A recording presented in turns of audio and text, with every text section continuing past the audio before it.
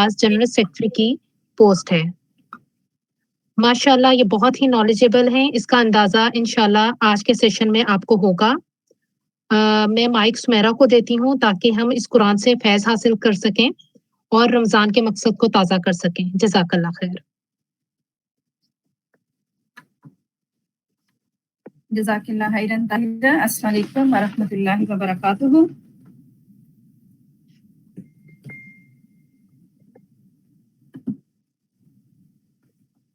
जी, मैं भी तमाम सिस्टर्स को जो है वो वेलकम कहती हूँ इस सेशन के लिए। और आज जैसा कि अभी सिस्टर ताहिरा ने बताया कि हम सूरह तौबा करेंगे, और उससे पहले जो है हम आज का अपना जो है थीम देख लेते हैं। जैसा कि आपको पता है कि हमारा इस समरी ऑफ द कुरान का थीम जो है वो ये सूरह अंबिया की आयत है, लक़द अंज़लना इलैकुम किताबन फ़ीही ज़िक्रुकुम अफ़ला ताक़िलून। कि अल्लाह ताला कहते हैं कि ये वो किताब है जिसमें तुम्हारा जिक्र है, बस क्या तुम अकल नहीं करते। सो जब हम अभी जो है वो या जब भी हम कुरान खोलें, कुरान पढ़ें, तो ये हमारे ज़हन में होना चाहिए कि ये अल्लाह ताला ने मेरे लिए उतारा है ख़ास तौर पे। और जैसा कि अल्लाह ताला कहते हैं कि ये किताब है जिसमें हिदायत और रहमत है मोमिनीन के लिए। तो अल्लाह करे कि हम इस किताब से वैसा ही फ़ायदा उठाने वाले हों जिस मकसद के लिए अल्लाह ताला ने इसको उतारा है। और नबी करीम सल्लल्लाहु अलैहि वसल्लम ने अपनी ज़िंदगी की 23 साल जद्दोजहद में ये मैसेज जो है वाई ने ही हमारे तक पहुंचाया है। उसी तरह हम इस मैसेज को जो है वो एक्सेप्ट करें, और अल्लाह ताला हमें इस पे अमल करना हमारे लिए आसान करे। और इस पे अमल करने के लिए सबसे पहली चीज़ जो है वो यही है ईमान के बाद कि हम इसको जो है समझें, अंडरस्टैंड करें, ताकि हमें पता हो कि अल्लाह ताला नबी करीम सल्लल्लाहु अलैहि वसल्लम अल्लाह ताला का हमारे हमसे क्या मुतालबा है। तो अभी इंशाल्लाह जो है वो सूरह तौबा हम शुरू करते हैं। सूरह तौबा जो है इसका तारुफ अगर देखें तो ये दो नामों से मशहूर है। एक तो अतौबा, वो इस लिहाज से मुफस्सिरीन बताते हैं कि एक जगह इस सूरह में अहले ईमान के कसूरों की माफ़ी का जिक्र किया गया है, इसलिए इस सूरह को सूरह तौबा भी कहा जाता है। और दूसरा इस सूरह का सूरह बरात कहा जाता है। और बरात के मानी ये होते हैं कि किसी जिम्मेदारी से दस्तबरदार हो जाना। और इस सूरह के आगाज़ में ही हम इंशाल्लाह देखेंगे कि मुशरिकीन से बरी ज़िम्मा होने का ऐलान किया गया है, इसलिए इस सूरह को सूरह बरात कहा जाता है। और ये सूरह बाकी कुरान की सारी सूरतों से डिफरेंट इस लिहाज से भी है कि इस सूरह के शुरू में जो है वो बिस्मिल्लाह नहीं लिखी गई। कुरान पाक की 114 सूरतें हैं, तो 113 सूरतें जो हैं उनमें जो है वो सॉरी मुझे पता चला है कि मेरी स्लाइड्स नज़र नहीं आ रही, सो मैं एक दफ़ा इसको थोड़ा सा ठीक कर लूँ। जी, तो मैं बता रही थी कि कुरान पाक की 114 सूरतें हैं, तो 113 सूरतों के शुरू में बिस्मिल्लाहिर्रहमानिर्रहीम है, लेकिन सूरह तौबा के शुरू में नहीं है। तो अब काइंडली सिस्टर्स मुझे बता दें, मेरी नजर आ रही स्लाइड्स? जी सुमेरा, आपकी स्लाइड्स नज़र आ रही हैं। जी ठीक है, जज़ाकल्लाह खैर। जी, तो उसमें ये है कि क्यों नहीं है उसकी मुफस्सिरीन ने मुख्तलिफ वजूहात सामने रखी कि इस वजह से बिस्मिल्लाह नहीं है कि सूरह बरात है इसलिए, या इस वजह से कि पिछली सूरह के साथ लिंक है। लेकिन जो एक ज़्यादा बात दिल को लगती है वो इमाम राजी ने लिखी कि नबी करीम सल्लल्लाहु अलैहि वसल्लम ने खुद इसके आगाज़ में बिस्मिल्लाह नहीं लिखवाई थी, इसलिए सहाबा कराम रज़ी अल्लाह तआला अन्हुम ने भी नहीं लिखी, और बाद के लोग भी उसी की पैरवी करते रहे। और ये इसी बात का सबूत है कि कुरान को जैसा नबी करीम सल्लल्लाहु अलैहि वसल्लम को मिला वैसा ही उन्होंने आगे पहुंचा दिया, और वो उसी तरह महफूज आज हमारे हाथों में है। सूरह तौबा के 16 रुकू हैं और इसकी 129 आयात हैं। और इसकी खसूसियात में हम देखें तो एक तो यही हो गया कि इसके जो है वो बिस्मिल्लाह नहीं लिखी गई, और ये भी कुरान के दाबर फजाइल में आ जाती चीज़। और दूसरा ये कि इसका जो ज़माना नज़ूल है वो 9 हिजरी और 10 हिजरी है, ज़्यादा आयात जो है वो 9 हिजरी में नाजिल हुई। और बिल्कुल ये आप सल्लल्लाहु अलैहि वसल्लम की ज़िंदगी का एक आखिरी दौर था, मदनी ज़िंदगी का आखिरी दौर था। और इस आखिरी दौर में जो है वो 3 सूरतें नाजिल हुई, सूरह बय्यिना, सूरह तौबा और सूरह नसर। और उस लिहाज से नज़ूली एतबार से सूरह तौबा जो है वो आखिरी बड़ी मदनी सूरत है। अगर हम इस सूरह का जो है वो किताबी रबत देखें یعنی سورت کا لنک کیا ہے اس سے پہلی سورت کے ساتھ اور اس کے بعد آنے والی سورت کے ساتھ. تو جیسا کہ آپ کو معلوم ہوگا کہ کل ہم نے سورہ انفال جو ہے وہ کی تھی، جس میں جہاد کا فلسفہ بتایا گیا تھا اور آداب جہاد کا ذکر کیا گیا تھا. تو آج جو ہم سورہ کریں گے اس میں جو ہے وہ عملاً جہاد کرنے کی جو ہے وہ ترغیب دی گئی ہے. اور اس کے بعد انشاءاللہ منڈے جو سورہ یونس آ رہی ہے، سورہ یونس کریں گے، تو اس میں جو ہے وہ جہاد سے پہلے کی شرائط کا ذکر ہے. یعنی سورہ توبہ ٹوٹلی لنکڈ ہے اپنے سے پہلی اور بعد میں آنے والی سورت کے ساتھ. سورہ کا زمانہ نزول اور اس کا پس منظر ہم دیکھیں تو جیسا میں نے بتایا کہ 9 ہجری میں جو ہے وہ اس کی زیادہ آیات نازل ہوئی ہیں، اور 3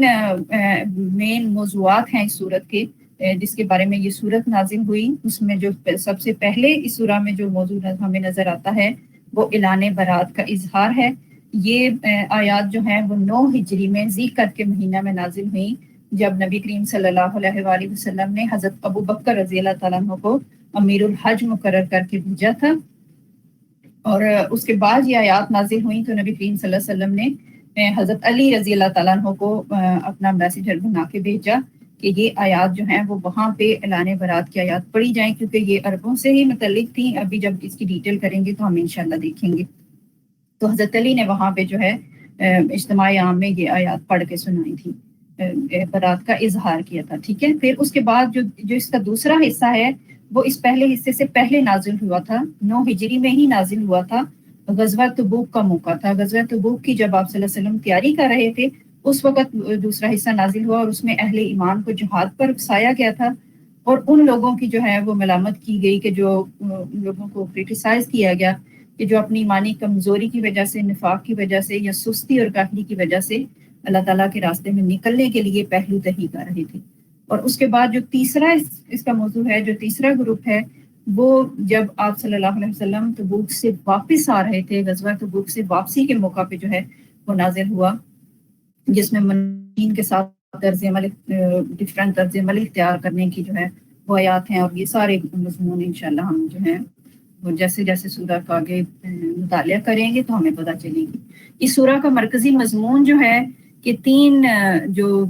گروہ ہیں ان کے خلاف جو ہے وہ جہاد کا حکم ہے. پہلا گروہ جو ہے وہ مشرکین عرب کے مشرکین کے خلاف،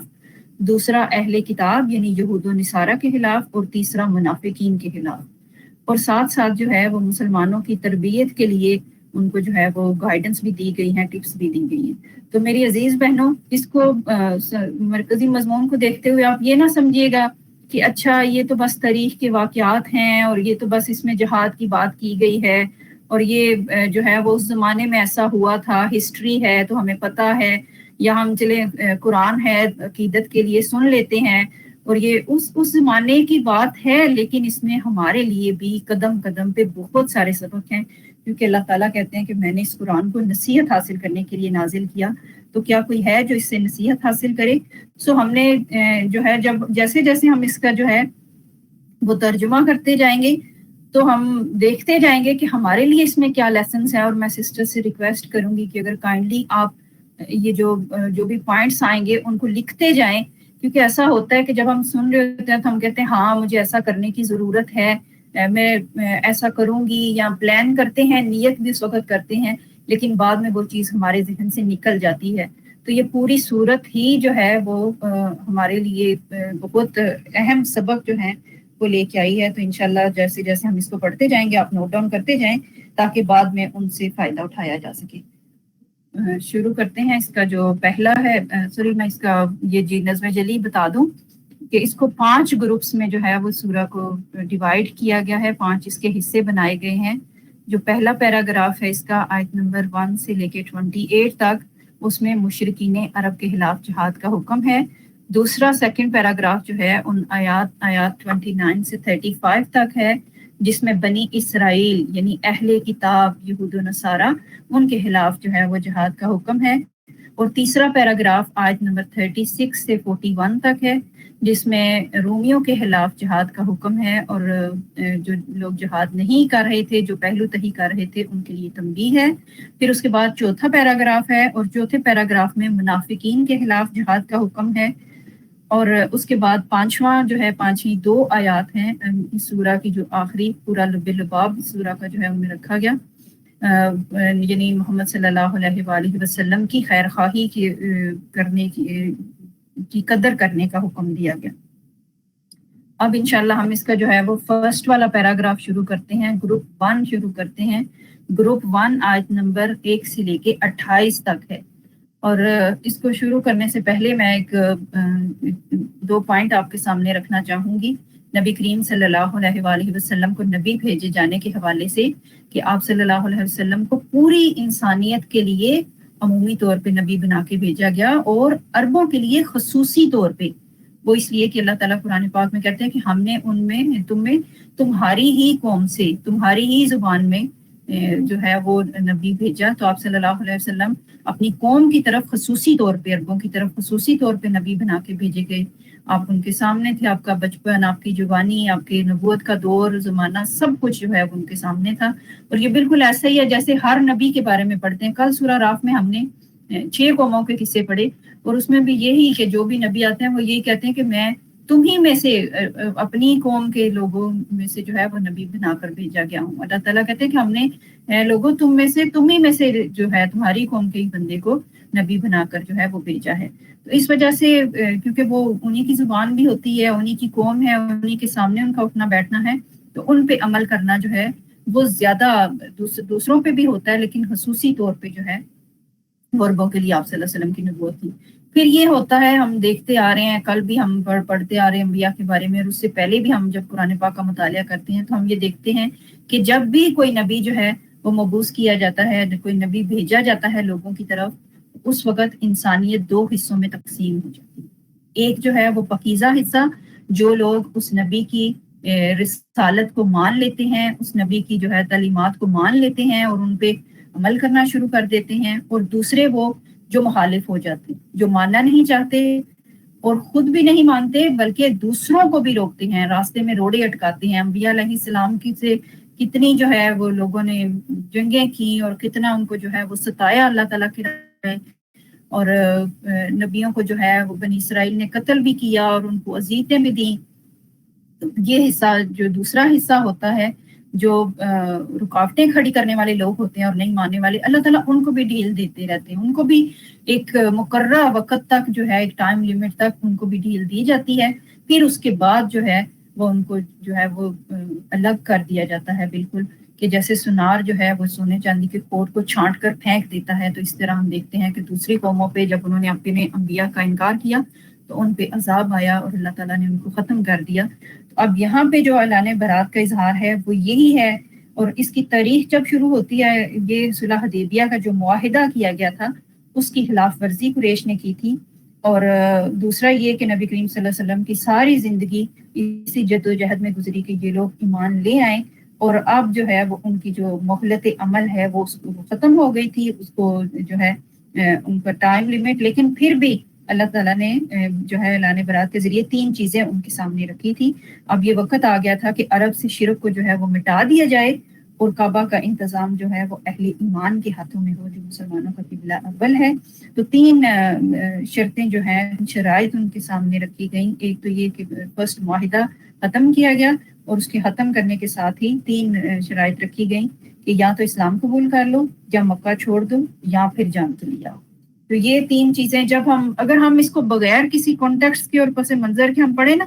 تو پھر کئی دفعہ یہ ہوتا ہے کہ کوئی لوگ اسلام مخالف لوگ بھی کہتے ہیں کہ اچھا یہ کیا ہوا، مکہ سے نکال دیا، کیوں اس طرح؟ لیکن ہم دیکھتے ہیں کہ آپ صلی اللہ علیہ وسلم کی اس ٹائم تک، 9 ہجری تک 22 سالہ نبوت کے دور میں قریش نے کتنا جو ہے وہ مسلمانوں کے راستے میں روڑے اٹکائے، کتنا ان کو تنگ کیا، اور کہاں تک جو ہے وہ ان کی مخالفت میں نہیں گئے کہ آپ صلی اللہ علیہ وسلم کو قتل کرنے کی بھی سازشیں کی اور کوششیں کی۔ اب جو ہے وہ ان کی مہلت عمل ختم ہو گئی، اور پھر بھی ہم دیکھتے ہیں کہ اس کے نتائج بھی بڑے اچھے نکلے۔ بہت سارے لوگ اس وقت جو ہے وہ اسلام میں داخل ہو گئے، ایسا نہیں ہوا تھا کہ کوئی خون ریزی ہوئی ہے اور بہت زیادہ لوگوں کو جو ہے وہ قتل کرنا پڑا یا بہت کچھ۔ لیکن فتح مکہ کا جب ہم واقعہ دیکھتے ہیں تو جو ہے وہ بہت زیادہ خون خرابے کی بجائے کام جو ہے وہ آسانی سے سہولت سے اللہ کا کلمہ بلند ہو گیا اور مکہ جو ہے وہ اہل توحید کا مرکز بن گیا۔ اب ہم اس کی آیات پہ نظر ڈالتے ہیں تو اعلان برات کا اظہار کرنے کے ساتھ ہی اللہ تعالیٰ آیت نمبر 4 میں جو ہے وہ بتا رہے ہیں کہ جن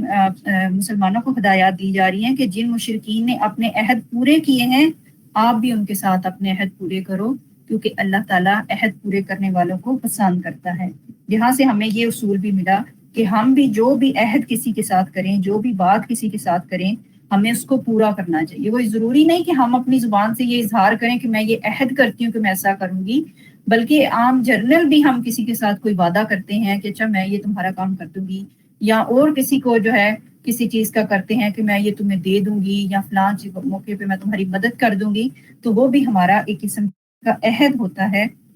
جس کو ہم نے دیکھنا ہوتا ہے کہ ہم اس کو پورا کریں۔ اور یہاں پہ اللہ تعالیٰ کہہ رہے ہیں کہ اللہ تعالیٰ متقیوں کو پسند کرتے ہیں، یعنی وعدے کی پابندی کی طرف جو ہے وہ توجہ دلائی گئی ہے۔ اب ہم میری عزیز بہنوں یہاں پہ اپنا جائزہ لے لیں کہ ہم اپنا وعدہ کتنا پورا کرتے ہیں۔ کئی دفعہ ایسے ہوتا ہے ہم ایسی کوئی بات کہہ دیتے ہیں کہ بعد میں بھی اگر کوئی ہمیں پوچھتے ہیں نا کہ اچھا آپ نے کہا تھا، تو ہم بڑے آرام سے کہہ دیتے ہیں ہاں وہ میں بھول گئی تھی۔ ٹھیک ہے، یہ ایک بشری تقاضا ہے، انسان بھول جاتا ہے، لیکن اس کو جو ہے وہ ہم اپنا وتیرہ ہی نہ بنا لیں کہ ہر دفعہ ہی ہم ایسا کریں۔ کوشش ہونی چاہیے کہ جو بھی بات ہم کریں، جو بھی وعدہ وعید کسی سے کریں، اس کو جو ہے وہ پورا کیا جائے۔ پھر اس کے بعد آگے کی آیت اگر ہم دیکھیں، آیت نمبر 5 میں اللہ تعالیٰ نے جہاں یہ کہا کہ ان جو مشرکین جو ہیں وہ جنگ کرنے آتے ہیں تمہارے ساتھ، جو ہے وہ قتال کے لیے تیار ہوتے ہیں، تو تم بھی ان کے ساتھ قتال کرو، پھر اگر وہ توبہ کر لیں، نماز قائم کریں اور زکوٰۃ دیں تو انہیں چھوڑ دو۔ 3 شرائط جو ہیں وہ رکھی گئی ہیں ان کے چھوڑنے کی۔ 3 شرائط کیا ہیں؟ ایک یہ کہ توبہ کر لے انسان تو اس کو معافی مل جاتی ہے، دوسرا یہ کہ نماز قائم کریں اور زکوٰۃ دیں۔ جب وہ 3 شرائط پوری کریں تو پھر ان کے ساتھ جنگ نہیں کی جائے گی۔ اسی آیت کو جو ہے حضرت ابوبکر صدیق رضی اللہ تعالیٰ عنہ نے اپنے دور حکومت میں اس سے استدلال کیا کہ جب حضرت ابوبکر رضی اللہ تعالیٰ عنہ امیر المومنین تھے، تو اس وقت میں ایک قبیلہ ایسا اٹھا کہ جس نے کہا کہ ہم جو ہے وہ نمازیں تو پڑھیں گے لیکن ہم زکوٰۃ نہیں دیں گے۔ تو حضرت ابوبکر نے کہا کہ میں ان کے ساتھ جنگ کروں گا۔ تو اس وقت پہ حضرت عمر نے بھی کہا کہ اور بہت سارے مسائل ہیں، اسلامی حکومت جو ہے وہ خطرے میں ہے، تو آپ ان کو چھوڑ دیں۔ تو حضرت ابوبکر نے یہ آیت سامنے رکھی کہ جب اللہ تعالیٰ نے یہ معاملہ رکھا کہ جو کفر اور شرک سے توبہ کر لے تو اس کے 3 معاملات ہوں گے، ایک یہ کہ توبہ کرے، دوسرا نماز قائم کرے اور تیسرا زکوٰۃ ادا کرے۔ تو اس سلسلے میں جو ہے ان کے ساتھ معاملہ کیا گیا۔ تو اس طرح ہم دیکھتے ہیں یہاں پہ ہمیں زکوٰۃ کی اہمیت بھی نظر آ رہی ہوتی ہے۔ نماز کا تو ہم اہتمام کر لیتے ہیں 5 ٹائم دن میں جو ہے، لیکن زکوٰۃ میں جو ہے وہ بہت سارے لوگوں سے اس سے بھول ہو جاتی ہے۔ تو ہمیں اس کو جو ہے وہ بھی، یہ بھی اسلام کا ایک پلر ہے، ایک ستون ہے جس کو ہم نے ایز اٹ از لینا ہے۔ اور اسپیشلی یہ خاص طور پہ خواتین کا ڈپارٹمنٹ ہوتا ہے۔ ویسے تو مردوں کے پاس بھی ظاہر ہے جو ان کا اپنے سیونگز ہیں اور سارا کچھ، لیکن زیور کا جو ہے وہ خصوصی طور پہ خواتین کو شوق ہوتا ہے اور خواتین کی ملکیت میں بھی ہوتا ہے زیور۔ تو یہ معاملہ جو ہے میری عزیز بہنوں، اس پہ ہمیں نظر کرنے کی ضرورت ہے۔ اور کبھی ایسے ہوتا ہے کہ ہم اپنی زکوٰۃ تو دے رہے ہوتے ہیں اور ہم اس پہ مطمئن ہوتے ہیں کہ بس ٹھیک ہے میں نے کام کر دیا، حق ادا کر دیا، بلکہ ہمیں دوسرے لوگوں کو بھی اس کی طرف متوجہ کرنا چاہیے، اپنی دوسری بہنوں کو بھی، ملنے جلنے والوں کو، اپنی فیملی کے لوگوں کو اس طرف جو ہے وہ کئی دفعہ ہوتا ہے بندے کے ذہن سے بھی نکل جاتا ہے، تو تھوڑا ریمائنڈ کروا دینا کہ آپ نے جو ہے وہ اپنی زکوٰۃ دے دی ہے، یا زکوٰۃ دینا کتنا ضروری ہے۔ اور بالکل جو ہے وہ 2.5% بالکل تھوڑا اللہ تعالیٰ نے رکھا ہے، اور اس کا زکوٰۃ ادا کرنے کا بھی بہت زیادہ اجر و ثواب ہے۔ جو عام ہم صدقہ خیرات کرتے ہیں اس کی نسبت جو زکوٰۃ دی جاتی ہے اس کا ثواب ایسے ہی ہے جیسے نفل نماز کو جو ہے فرض نماز کو نفل پہ فرضیت ہوتی ہے، کیونکہ یہ فرض ہے، یہ فرائض میں آتا ہے۔ تو آج سے ہی ہم کوشش کریں کہ اگر ہم نے ہمارے سے کبھی کمی کوتاہی ہو گئی کہ زکوٰۃ ہم نہیں پے کر سکے، تو اس کو بھی ہم ادا کرنے کی کوشش کریں۔ میری عزیز بہنوں، جب ہم کسی کام کو کرنے کی نیت کر لیتے ہیں تو اللہ تعالیٰ اس کے لیے ہمارے لیے اس میں آسانی پیدا کر دیتے ہیں۔ اور دوسرا اپنے ارد گرد بھی، اپنی فیملی میں بھی اپنی بہنوں کو، رشتہ داروں کو یاد کروائیں کہ وہ زکوٰۃ جو ہے وہ پے کر دیں، کیونکہ ہم جو ہے جنت میں جانے کے لیے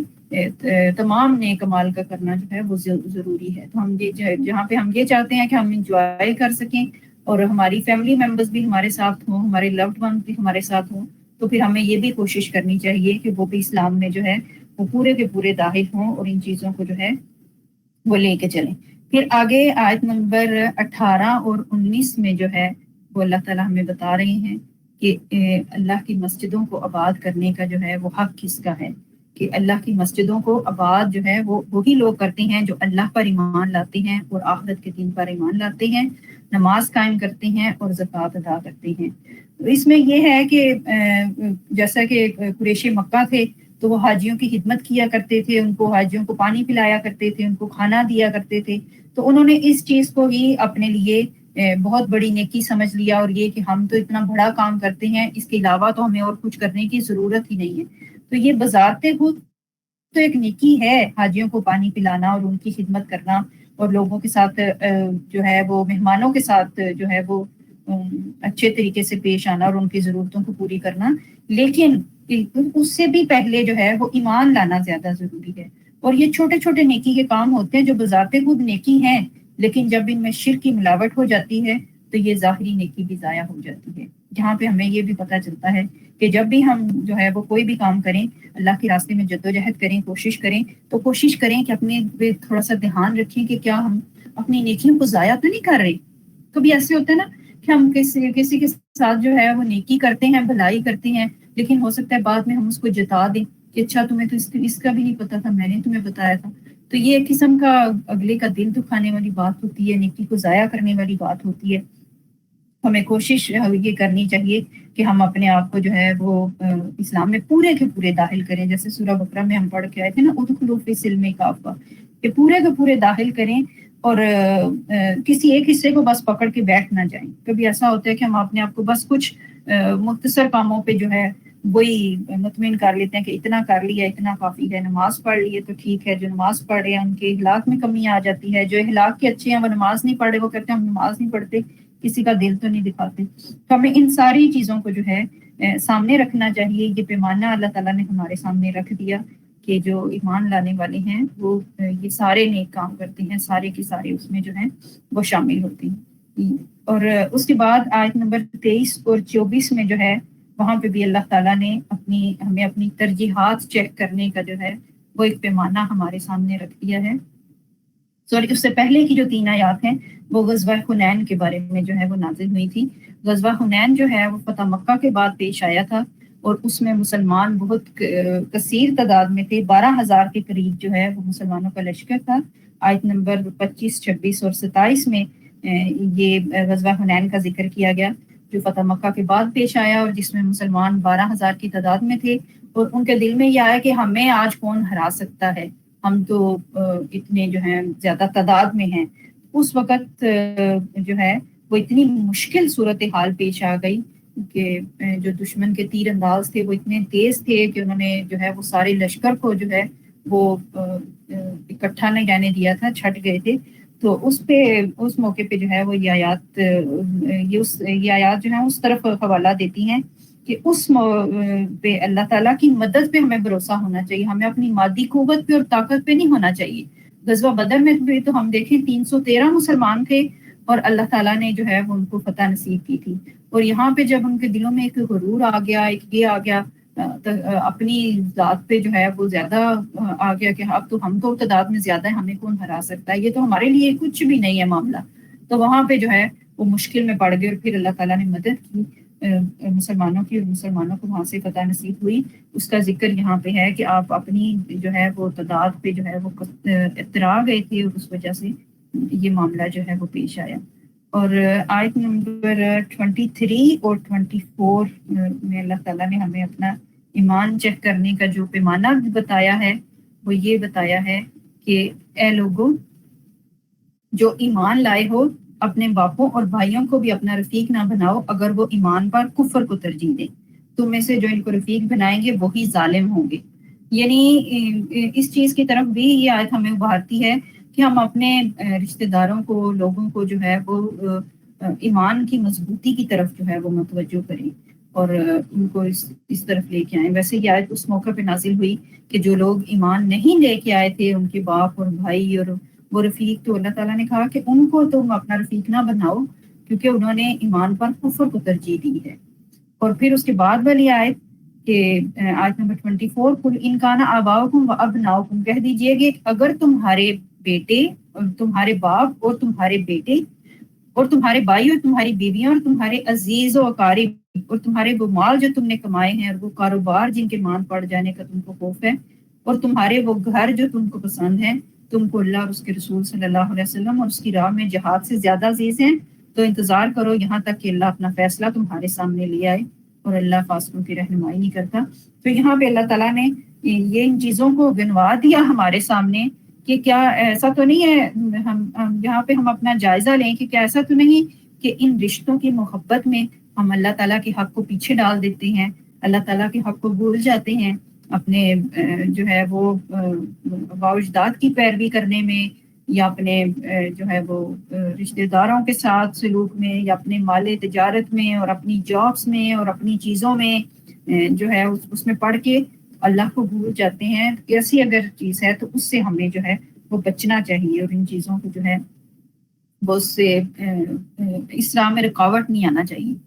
کہ ہمارے ایمان کی جو ہے وہ کمزوری کا باعث بنے۔ پھر آیت نمبر 28 ہے،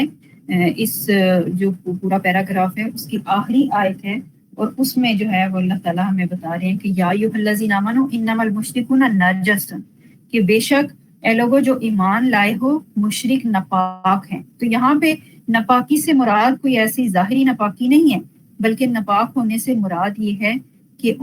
وہ جو ہیں وہ شرک کر رہے ہیں، ان کے اعتقادات، ان کے اخلاق، ان کے اعمال جو ہیں یا ان کی طرز زندگی ناپاک ہے، تو وہ آج کے بعد سے، اس دن کے بعد سے جو ہے وہ مکہ میں داخل نہیں ہوں گے، خانہ خدا میں، مسجد الحرام میں جو ہے وہ داخل نہیں ہوں گے۔ یہ ان کی وہاں پہ داخلے کی جو ہے وہ ممنوع کر دیا گیا اس کو، یا تو اس بارے میں ہے۔ اب ہم چلتے ہیں اگلے گروپ کی طرف۔ دوسرا گروپ جو ہے وہ ہمارا وہ آیت نمبر 29 سے لے کے 35 تک ہے، جس میں یہود و نصارہ کے ساتھ اہل کتاب کے ساتھ جہاد کا حکم آیا ہے۔ اور جیسا کہ ہم پیچھے بھی سورہ بقرہ میں، سورہ آل عمران میں بہت تفصیل کے ساتھ یہود و نصارہ کا رویہ، اہل کتاب کا رویہ پڑھ کے آئے تھے کہ انہوں نے مسلمانوں کے ساتھ کیا رویہ اختیار کیا، اور یہاں پہ جو ہے کہ کیونکہ آخری دور کی بالکل صورت ہے تو قطعی فیصلہ جو ہے وہ کر دیا گیا کہ اگر یہ لوگ اسلامی حکومت میں رہنا چاہتے ہیں تو ان کو ذمہ بن کر، یعنی جزیہ دے کر، ٹیکس دے کر رہنا پڑے گا، مسلمانوں کی حکومت کو تسلیم کرنا پڑے گا، اور اگر یہ جو ہیں وہ عہد کی خلاف ورزی کرتے ہیں اور سازشوں میں پڑے ہوئے ہیں تو پھر ان کے ساتھ جو ہے وہ جنگ کی جائے گی، ان کے ساتھ جہاد کیا جائے گا تاکہ اللہ کا دین جو ہے وہ تمام دینوں پر غالب ہو جائے۔ ان کے اہل کتاب کے عقائد اور کردار کے مختلف پہلو ہم جو ہیں وہ پیچھے دیکھ کے آئے ہیں کہ ایک مذہبی گروہ کی حیثیت سے ان کو جو اپنی ذمہ داری ادا کرنی چاہیے تھی انہوں نے اس کو ادا نہیں کیا۔ صرف اس بنا پہ بھی بنی اسرائیل جو ہیں وہ آپ صلی اللہ علیہ وسلم کو نہیں مانا کہ کیونکہ یہ عربوں میں آ گئے، بلکہ ایون انہوں نے تو حضرت جبرائیل علیہ السلام سے بھی دشمنی لگا لی۔ انہوں نے یہ کہنا شروع کیا کہ جبرائیل بھی ہمارے دشمن ہیں۔ سورہ بقرہ میں جو ہے یہ آیات ہیں کہ انہوں نے کہا کہ جبرائیل بھی ہمارے دشمن ہیں جو عربوں کی طرف جو ہے وہ چلے گئے وحی لے کے۔ ہوتا یہ تھا کہ کیونکہ یہ لوگ اہل کتاب تھے، اللہ تعالیٰ کا کلام کتاب ان کے پاس تھی، اور یہ اس چیز کا جو ہے وہ دعویٰ بھی کرتے تھے، تو دوسرے لوگ جو ہیں جب نبی کریم صلی اللہ علیہ وسلم کی نبوت کی خبر ان تک پہنچی تو وہ اہل کتاب کے پاس جاتے تھے کہ اچھا تمہارے پاس بھی اللہ کا کلام ہے، تم بھی کہتے ہو کہ ہمارے پاس اللہ کی کتاب ہے، تو تم آپ صلی اللہ علیہ وسلم کے بارے میں کیا کہتے ہو؟ حالانکہ ان کی کتابوں میں نبی کریم صلی اللہ علیہ وسلم کا ذکر واضح طور پہ موجود تھا،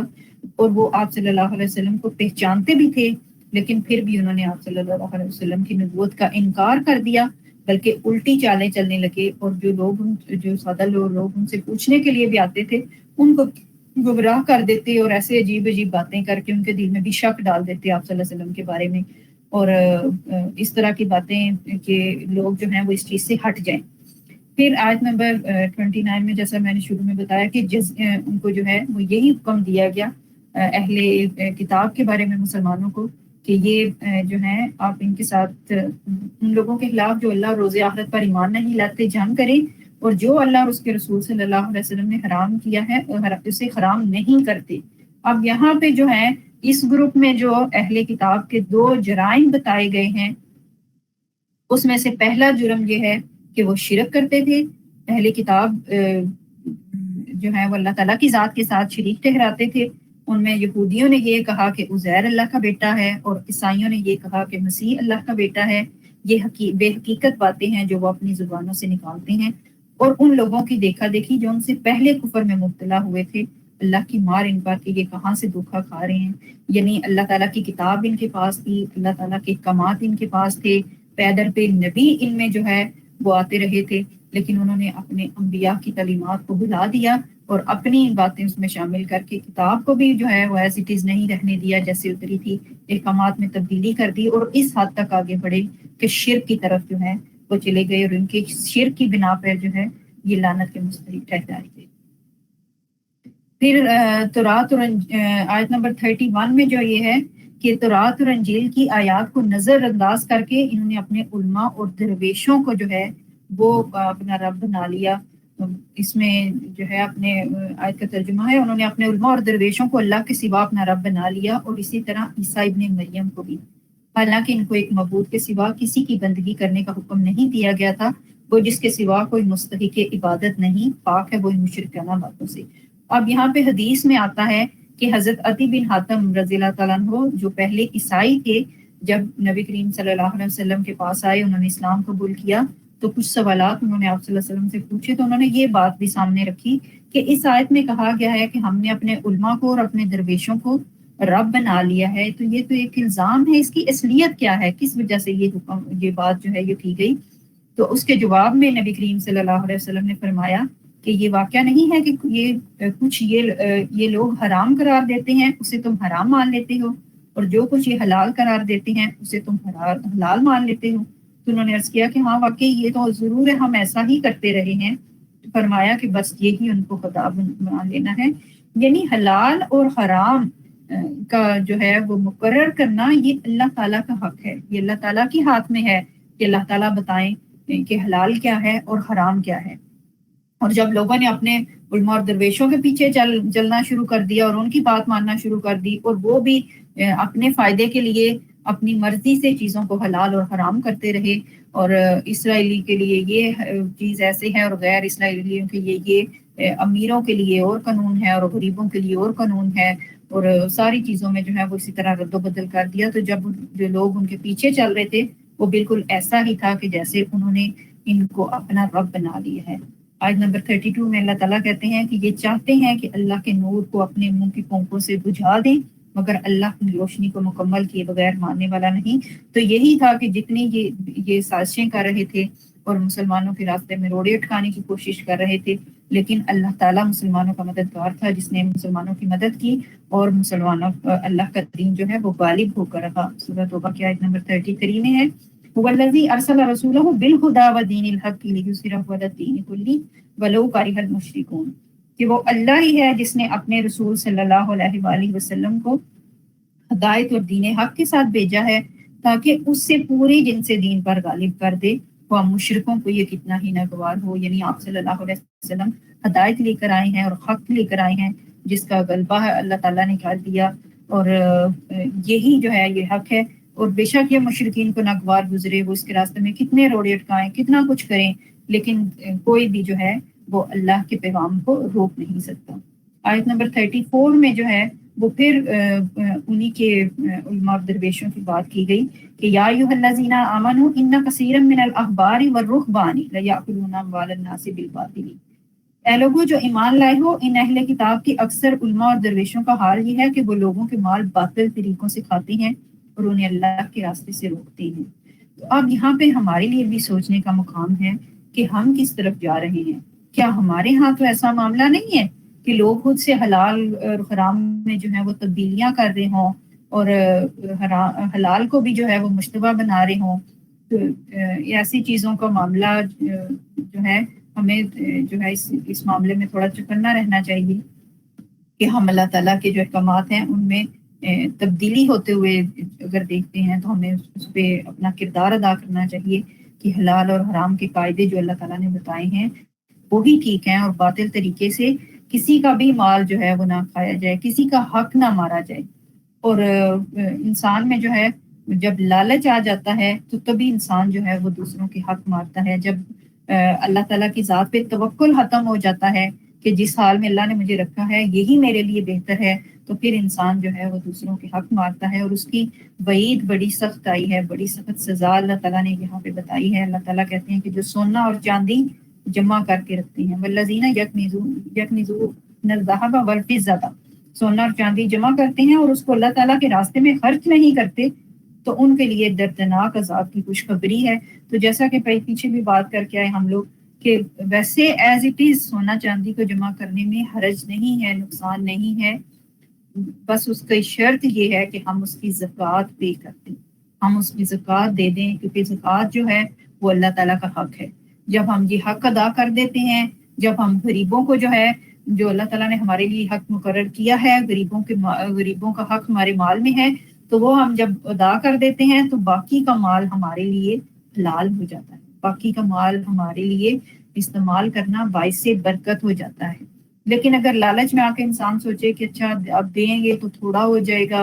اور پھر پتہ نہیں کیا ہوگا، اور کبھی لوگ کہتے ہیں کہ ہم نے اپنی اولاد کے لیے رکھ چھوڑا ہے اور ہمارے بعد یہ کیا کریں گے، اور انبیاء کرام کا طریقہ ہمیں یہ نظر آتا ہے کہ وہ اپنے اولادوں کی دین کی فکر کیا کرتے تھے، ان کی تربیت کی فکر کرتے تھے۔ لیکن آج کل ہم نے کیسا ماحول بنا دیا کہ ہم سوچتے ہیں کہ جو اپنی اولاد کے لیے مکان اور دکانیں اور بزنس اور پیسہ اور سونا اور چاندی چھوڑ جائے وہ کامیاب ہے، کہتے ہیں بڑا اچھا بڑا کچھ اکٹھا کیا اس نے اپنی اولاد کے لیے۔ یہ ہم نے ایک غلط نظریہ جو ہے وہ تجویز کر لیا ہے۔ تو یہاں پہ اللہ تعالیٰ یہ بتا رہے ہیں کہ جو سونا اور چاندی جمع کرتے ہیں اور اس کو جو ہے وہ ناحق جمع کرتے ہیں، یعنی دوسروں کا حق مار کے ان کو جمع کیا جاتا ہے، تو ان کے لیے جو ہے وہ دردناک عذاب کی خوشخبری ہے، اور اس جو سونے چاندی کو جہنم کی آگ میں دہکایا جائے گا، اور پھر اس سے ان لوگوں کی پیشانیوں اور پہلوؤں اور پیٹھوں کو داغا جائے گا کہ یہ وہ خزانہ ہے جو تم نے اپنے لیے جمع کیا تھا، لو آپ سمیٹو اپنی دولت کا مزہ۔ تو اب یہ پہلو پیشانی اور جو چیزیں ہیں کہ پیٹھوں پہ جو ہے وہ ڈالا جائے گا، تو وہ یہ کہ پیشانی انسان عزت کے لیے، عزت کے طور پہ جو ہے وہ سمجھتا ہے کہ جب ہمارے پاس دولت ہے تو ہم زیادہ عزت دار ہوں گے، حالانکہ عزت ساری کی ساری اللہ تعالیٰ کے لیے، اللہ تعالیٰ جس کو چاہے عزت دیتا ہے، جس کو چاہے ذلت دیتا ہے۔ تو یہ آیات یہاں پہ یہود و نصارہ کے جیسے دو بتا دیے گئے پہ جو انہوں نے کیے، ایک شرک اور دوسرا جو ہے وہ اپنے علماء اور درویشوں کی باتوں پہ آنکھیں بند کر کے عمل کر لینا، اور اللہ کے احکامات کو جو ہے وہ انہوں نے بدل دیا۔ تو اس چیز پہ جو ہے وہ ہمیں بھی تھوڑا سا رکھنا چاہیے کہ اللہ تعالیٰ ہمیں شرک سے بچائے، اور ہمیں سوجھ بوجھ سے کام لینا چاہیے، اور قرآن کی تعلیمات کو سمجھ کے پڑھنا چاہیے تاکہ ہم جو ہے وہ اس طرح کی ضلالتوں سے، شرک کی جو چیزیں ہیں ان سے بچ سکیں۔ اور دوسری چیز یہ کہ جو اللہ تعالیٰ کے راستے میں خرچ نہیں کرتے ان کا انجام اللہ تعالیٰ نے ہمیں یہاں پہ بتا دیا، جو مال جمع کرتے ہیں اس کو گن گن کے رکھتے ہیں لیکن خرچ نہیں کرتے۔ جمع کرنے میں کوئی حرج نہیں ہے، بس یہ ہے کہ ہم اس کی زکوٰۃ ادا کر دیں، ہم دوسروں کی جو ہے وہ مدد کر دیں، اور پھر صرف زکوٰۃ پہ اکتفا نہ کریں۔ کبھی ایسا بھی ہوتا ہے کہ پورے سال میں بس انسان صرف زکوٰۃ پے کرے، کیونکہ جو اللہ تعالیٰ نے اپنے فضل سے دیا ہے اس کو جب ہم دوسروں کو بھی دیں گے، دوسروں کے ساتھ شیئرنگ کریں گے تو وہ اور ہمارے لیے بڑھ جائے گا۔ اس کو اللہ تعالیٰ نے اپنے اوپر قرض حسنہ کہا ہے کہ جو مجھے قرض حسنہ دے گا میں اس کو بڑھا چڑھا کے اس کا اجر دوں گا۔ اب آگے چلتے ہیں، آگے ہمارا نیکسٹ جو پیراگراف ہے، تیسرا گروپ جو ہمارے سامنے آ رہا ہے، اس تیسرے گروپ کا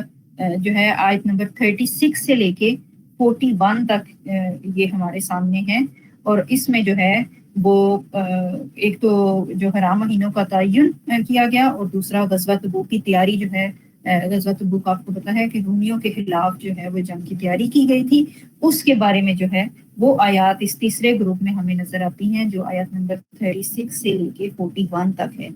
آیت نمبر 36 میں اللہ تعالیٰ نے حرام مہینوں کا جو ہے وہ ذکر کیا ہے کہ اللہ تعالیٰ نے 4 مہینے جو ہے وہ حرام رکھے تھے، وہ محترم رکھے تھے، اس لیے کہ جو حج اور عمرہ کرنے کے لیے آئیں، جو اللہ کی عبادت کرنے کے لیے آئیں، تو ان مہینوں میں جو ہے وہ کوئی جنگ و جدل نہ ہو، تاکہ لوگ آرام سے جو ہے وہ حج اور عمرہ کر سکیں۔ اور یہ مہینے ذی القعدہ، ذی الحج، محرم، 3 مہینے جو ہیں یہ حج کے لیے، اور رجب کا مہینہ عمرے کے لیے، کہ ان میں لڑائی جو ہے وہ منع ہوتی تھی، ہر طرف امن و امان ہوتا تھا، اور سارے لوگ جو ہیں وہ آرام سے جو ہے وہ اپنی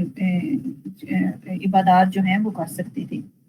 اسلامی شاعر کو پورا کر سکتے تھے۔ اور یہ مہینے، اسلامی مہینے جو ہیں وہ جیسا کہ آپ کو پتا ہے کہ چاند کے حساب سے ہوتے ہیں، قمری مہینے چاند کے حساب سے جو ہے وہ ہوتے ہیں۔ اور مشرکین مکہ نے اور بہت سارے جرائم کے ساتھ ایک جرم یہ بھی کیا کہ وہ ان مہینوں میں رد و بدل کر دیتے،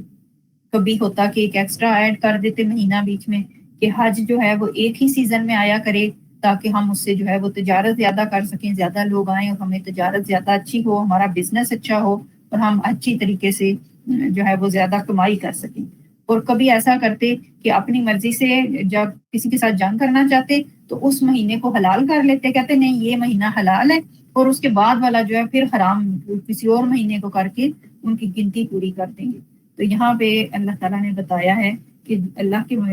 نوشتے میں 12 ہی مہینے ہیں، اور ان میں سے 4 حرام ہیں، 4 محترم ہیں، اور ان میں جو ہے وہ لڑائی نہ کرو اور جنگ نہ کرو، اور اپنے آپ پہ جو ہے وہ ظلم نہ کرو۔ تو اس چیز کو جو ہے وہ رکھا گیا۔ اور اس میں بھی ہمارے لیے اللہ تعالیٰ کی ایک بہت بڑی حکمت ہے کہ ہر سیزن میں جو ہے، جیسے رمضان کا ہم دیکھیں ہر سیزن میں آتا ہے، کبھی گرمی میں، کبھی سردی میں، اور یہ اسی لیے کہ ہر طرح کے بدلتے ہوئے حالات میں اہل ایمان فرما برداری کا ثبوت دیتے ہیں۔ پھر حج کا بھی ہم دیکھتے ہیں، قمری مہینے میں ہر سال 10-11 دنوں کا جو ہے جو فرق آتا ہے، وہ اسی وجہ سے کہ پوری دنیا میں حالات ہر طرف جو ہے وہ مختلف ہوتے ہیں۔ کبھی ہوتا ہے، ہو سکتا ہے ہمارے ہاں موسم بہت اچھا ہو، عبادات کرنا جو ہے وہ بہت آسان ہو، روزہ رکھنا جو ہے وہ بہت آسان ہو، لیکن کسی اور جگہ پہ اس ٹائم پہ جو ہے وہ روزے بہت لمبے ہوں، اور گرمی بہت شدید ہو اور مشکل ہوں۔ تو یہ بدل بدل کے اسی لیے آتے رہتے ہیں پورے سال میں، کہ انسان اہل ایمان جو ہیں وہ اللہ کی فرما برداری کے لیے ہر وقت تیار رہتے ہیں، ہر وقت سرنڈر کرنے کے لیے تیار ہیں۔ پھر حج کا بھی ایسے ہی ہوتا ہے کہ حج کے مہینے بھی بدل بدل کے آتے رہتے ہیں، کبھی سردی میں، کبھی گرمی میں۔ تو اب قریش مکہ نے اسی لیے اس کو کیا کہ ہم اپنی تجارت کریں، بزنس کریں، لیکن اصل مقصد جو ہے وہ اللہ تعالیٰ کی عبادت کرنا ہے، اس کو ہم نے تجارت اور بزنس کے طور پہ جو ہے وہ چیزیں نہیں۔ پھر اس کے بعد کی جو آیات ہیں وہ غزوہ تبوک کی جو ہے وہ تیاری کا زمانہ ہے، جہاں پہ مومنین کو جہاد کی تربیت دی گئی۔ اور غزوہ تبوک کے بارے میں آپ کو بتاتی چلوں کہ بہت سخت جو ہے وہ اس وقت حالات تھے، شدید گرمی کا موسم تھا، کھانے کی جو ہے وہ بہت زیادہ کمی تھی، اور اس وقت میں جو ہے وہ کھجوریں پکی ہوئی تھی، لوگوں کی فصلیں تیار تھی۔ وہ ایک ایسا جو ہے وہ ٹائم ہوتا ہے کہ جب جو لوگ محنت کرتے ہیں، جو کاشتکاری کرتے ہیں، ان کے وہ پھل سمیٹنے کا جو ہے وہ موسم ہوتا ہے، پھل سمیٹنے کا ٹائم ہوتا ہے۔ اور کیونکہ چیزوں کی جو ہے غذائی قلت تھی، تو وہ ایک بہت اہم موقع تھا، اور اس موقع پہ جو ہے وہ جہاد کا حکم آیا۔ اور آپ صلی اللہ علیہ وسلم نے صلح حدیبیہ کے بعد جب لوگوں کو جو ہے وہ ڈفرینٹ امپائرز میں اپنے امبیسیڈرز بھیجے اسلام کا میسج دینے کے لیے، تو وہاں پہ یہ ہوا کہ رومی سلطنت کی کئی جگہوں پہ جو ہے وہ انہوں نے مسلمانوں کے جگہ پہ مسلمانوں کے سفیر کو قتل کر دیا، اور ایک جگہ پہ جو گروپ کے سارے لوگ تھے ان کو قتل کر دیا، اور سفیر خود جو ہے وہ اپنی جان بچا کے واپس آئے۔ اور پھر اس سے پہلے جو ہے وہ جنگ موتا ہو چکی تھی، جب نبی کریم صلی اللہ علیہ وسلم نے حضرت خالد رضی اللہ تعالیٰ عنہ کو بھیجا تھا، اور وہ جو ہے وہ مسلمانوں کو بچا کے روم کی سلطنت سے جو ہے ان کے ساتھ جنگ کی، اور مسلمانوں کو بحفاظت واپس لے آئے تھے۔ تو اب جو ہے وہ تبوک کا حالات اس قدر نازک تھے کہ ہر طرف سے خبریں آ رہی تھی کہ جو روم کا کیسر ہے وہ مسلمانوں پہ جو ہے مدینہ پہ حملہ کرنے والا ہے، اور وہ اپنی فوجیں اکٹھی کر رہا تھا۔ تو اس موقع پہ نبی کریم صلی اللہ علیہ وسلم نے یہ مناسب سمجھا کہ ہم خود جو ہے وہ یہاں سے جاتے ہیں، اپنی جو ہے وہ بہادری کا مظاہرہ کیا اور خود لشکر لے کے جاتے ہیں اور اس کی جو ہے وہ تیاری کے لیے. اور پھر آپ کو پتہ ہے مدینہ میں منافقین بھی بہت زیادہ تھے اور وہ بھی ہر وقت جو ہے وہ کمزور مسلمانوں کو بھی اپنے ساتھ میں لگانے کی کوشش میں لگے رہتے اور ان کو بددل کرنے کی کوشش میں لگے رہتے. تو یہ آیات جو ہیں یہ اسی بارے میں جو ہے وہ نازل ہوئی ہیں. آیت نمبر 38 میں اللہ تعالیٰ کہتے ہیں اے لوگوں جو ایمان لائے ہو، تمہیں کیا ہو گیا ہے کہ جب تم سے اللہ کی راہ میں نکلنے کے لیے کہا گیا تو تم زمین سے چمٹ کر رہ گئے. اب ہم دیکھیں زمین سے چمٹنا کیا ہوتا ہے. زمین سے چمٹنے سے ایک تو مراد یہ ہے کہ آخرت کے مقابلے میں دنیاوی فائدوں کو پسند کر لیا جائے. جب اللہ کا کوئی حکم آ جائے اور وہاں پہ ہمیں ایکشن کرنے کی ضرورت ہو تو ہم وہاں پہ نہ اٹھیں، بلکہ ہم اپنے ہی چیزوں میں جو ہیں وہ مگن رہیں اور اپنے اس میں لگے رہیں کہ جی ہم تو مصروف ہوتے ہیں، ہمارے پاس تو اللہ کے دین کے لیے ٹائم نہیں ہے. حالانکہ اس چیز کو انسان کو اپنی سعادت سمجھنا چاہیے کہ ہم اللہ تعالیٰ کے دین کو پھیلانے کا جو ہے وہ کام کر رہے ہیں اور ہمارا بھی اس میں اللہ تعالیٰ نے کچھ نہ کچھ حصہ رکھ دیا جو ہمارے اپنی ہدایت کے لیے بھی ضروری ہے اور ہمارے لیے باعث اجر و ثواب بھی ہوگا. پھر منافقین کی اصل بیماری کی طرف جو ہے وہ رخ کیا گیا کہ ان کی اصل بیماری کیا ہے کہ یہ دنیا کی زندگی کو پسند کرتے ہیں. اللہ تعالیٰ کہتے ہیں کہ کیا تم دنیا کی زندگی کو آخرت کے مقابلے میں پسند کرتے ہو؟ حالانکہ دنیا کی زندگی کا فائدہ تو بالکل تھوڑا ہے. اور پھر اللہ تعالیٰ کہتے ہیں کہ اگر تم نہیں نکلو گے تو اللہ تعالیٰ جو ہے وہ تمہیں عذاب علیم دے گا اور تمہارے بدلے کچھ اور لوگوں کو لے آئے گا، تمہاری جگہ کسی اور گروہ کو اٹھائے گا. پھر تم اللہ تعالیٰ کو کچھ بھی نہیں بگاڑ سکو گے. کوئی اور لوگ اللہ تعالیٰ کے کام کے لیے کھڑے ہوں گے اور وہ اللہ کا کام کریں گے. تو یہاں پہ عزیز بہنوں ہمیں بھی دیکھنے کی ضرورت ہے کہ ہم اللہ تعالیٰ کے دین کے لیے کیا کر رہے ہیں. میرا اللہ تعالیٰ کے دین کے لیے کتنا حصہ ڈال رہا ہے. اس میں سب سے پہلی توجہ ہمیں اپنے گھروں پہ کرنے کی ضرورت ہے کہ ہمارے گھر جو ہیں وہ ان کا ماحول جو ہے وہ ایک اسلامی ماحول ہو. ہمارے بچوں کی تربیت ایسے رخ پہ ہو کہ جو اسلام جو ہے وہ آسانی کا دین ہے. تو وہ جب انسان اس میں جو ہے وہ عمل کرنا شروع کر دیتا ہے تو اس کے لیے ہر طرف آسانی آسانی ہو جاتی ہے، اس کا دل مطمئن ہو جاتا ہے. اللہ تعالیٰ کی طرف سے برکتیں اور رحمتیں جو ہیں وہ ان کا نزول ہو جاتا ہے. پھر اللہ تعالیٰ کہتے ہیں کہ اللہ نے اپنے نبی کی مدد اس وقت بھی کی جب وہ غار میں تھے. یہ ہجرت کا واقعہ جو ہے آیت نمبر 40 میں ہے، جب حضرت ابوبکر صدیق رضی اللہ تعالیٰ عنہ نبی کریم صلی اللہ علیہ وسلم کے ساتھ تھے اور آپ صلی اللہ علیہ وسلم کی وجہ سے وہ جو ہے وہ سوچ رہے تھے کہ اب اللہ تعالیٰ جو ہے ہماری مدد کریں اور مشرکین جو ہیں بالکل غار کے دہانے پہ پہنچ گئے. تو آپ صلی اللہ علیہ وسلم نے حضرت ابوبکر رضی اللہ تعالیٰ عنہ کی تسلی دی اور ہے کہ لا تحزن ان اللہ معنا، نہ فکر کرو، غم نہ کرو، بے شک اللہ ہمارے ساتھ. تو اللہ تعالیٰ نے جب وہاں پہ اپنے نبی کی مدد کی تو ہر جگہ پہ اللہ تعالیٰ جو ہے وہ اپنے نبی کی مدد کر سکتے ہیں. اور اس وقت بھی سکون قلب نازل کیا مومنوں پہ. آیت نمبر 41 میں ہے کہ تم چاہے ہلکے ہو چاہے بھاری ہو، جہاد کے لیے نکلو، اللہ تعالیٰ کے راستے میں نکلو، اللہ کے راستے میں اپنے مالوں اور جانوں کے ساتھ.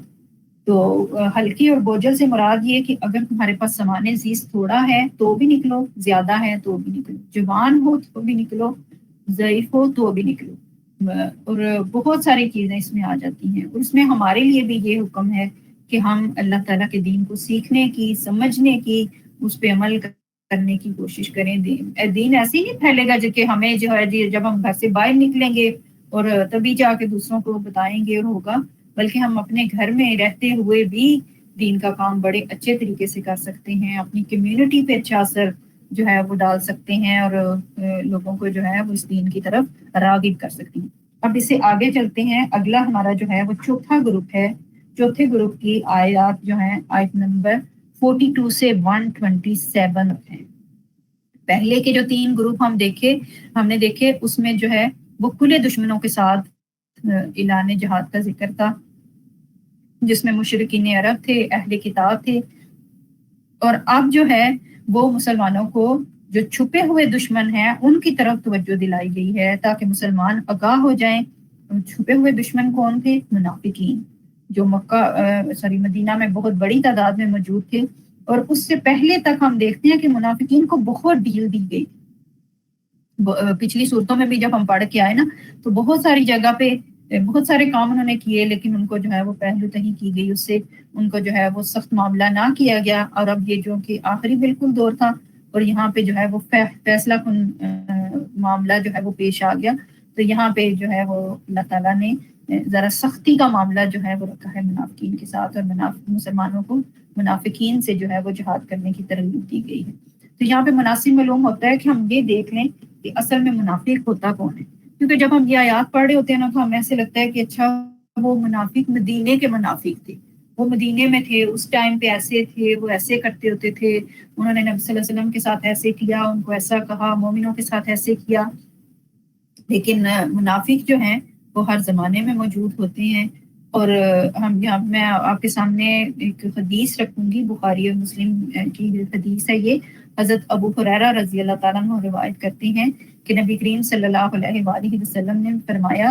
آیت المنافقی ثلاث اذا حدث کذب واذا وعد اخلف واذا اؤتمن خان. منافق کی 3 نشانیاں نبی کریم صلی اللہ علیہ وآلہ وسلم نے بتا دی. جب بولے تو جھوٹ بولے، جب وعدہ کرے تو وعدہ خلافی کرے، اور جب اس کے پاس ضمانت رکھی جائے تو اس میں خیانت کرے. اب میری عزیز بہنوں، یہاں پہ ہم اپنا طرز عمل دیکھیں. کیا خدا نخواستہ ان میں سے کوئی خصلت ہمارے اندر تو موجود نہیں ہے، یا ہمارے ارد گرد تو نہیں ہے کہ جب بولیں تو جھوٹ بولیں؟ جھوٹ جو ہے وہ منافق کی نشانیوں میں سے ایک نشانی. پھر وعدہ خلافی بات پیچھے بھی ہم بات کر کے آئے کہ وہ کوئی ایسا نہیں ہے کہ جس پہ آپ ضرور بولیں کہ اچھا میں وعدہ کرتی ہوں، میں پرامس کرتی ہوں، ویسا وعدہ ہوتا ہے، بلکہ ہماری دوسری بول چال میں بھی ہمیں کانشیس رہنا چاہیے. پھر جب امانت رکھی جائے تو خیانت کرے.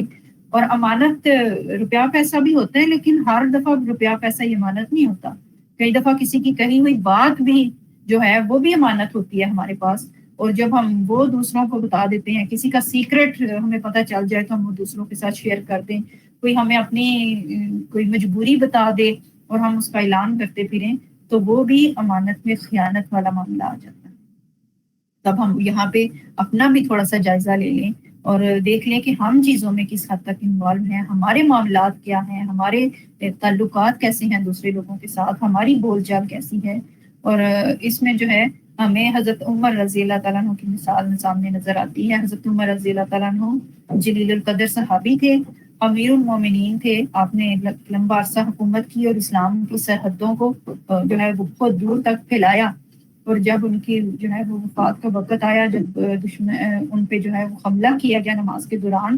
اور ان کا بالکل آخری وقت آ گیا، تو حضرت حذیفہ رضی اللہ تعالیٰ عنہ کو انہوں نے کہا کہ اپنے بیٹے سے کہا کہ حضرت حذیفہ کو بلاؤ. حضرت حذیفہ رضی اللہ تعالیٰ عنہ وہ صحابی تھے جن کو نبی کریم صلی اللہ علیہ وسلم نے منافقین کے نام بتائے ہوئے تھے کہ یہ منافقین ہیں. تو آپ نے حضرت عمر نے اپنے بیٹے سے کہا عبداللہ بن عمر سے کہ حذیفہ رضی اللہ تعالیٰ عنہ کو بلاؤ. ان کو بلایا گیا تو حضرت عمر ان سے پوچھتے ہیں کہ کیا میرا نام تو منافقین میں نہیں ہے؟ تو انہوں نے کہا کہ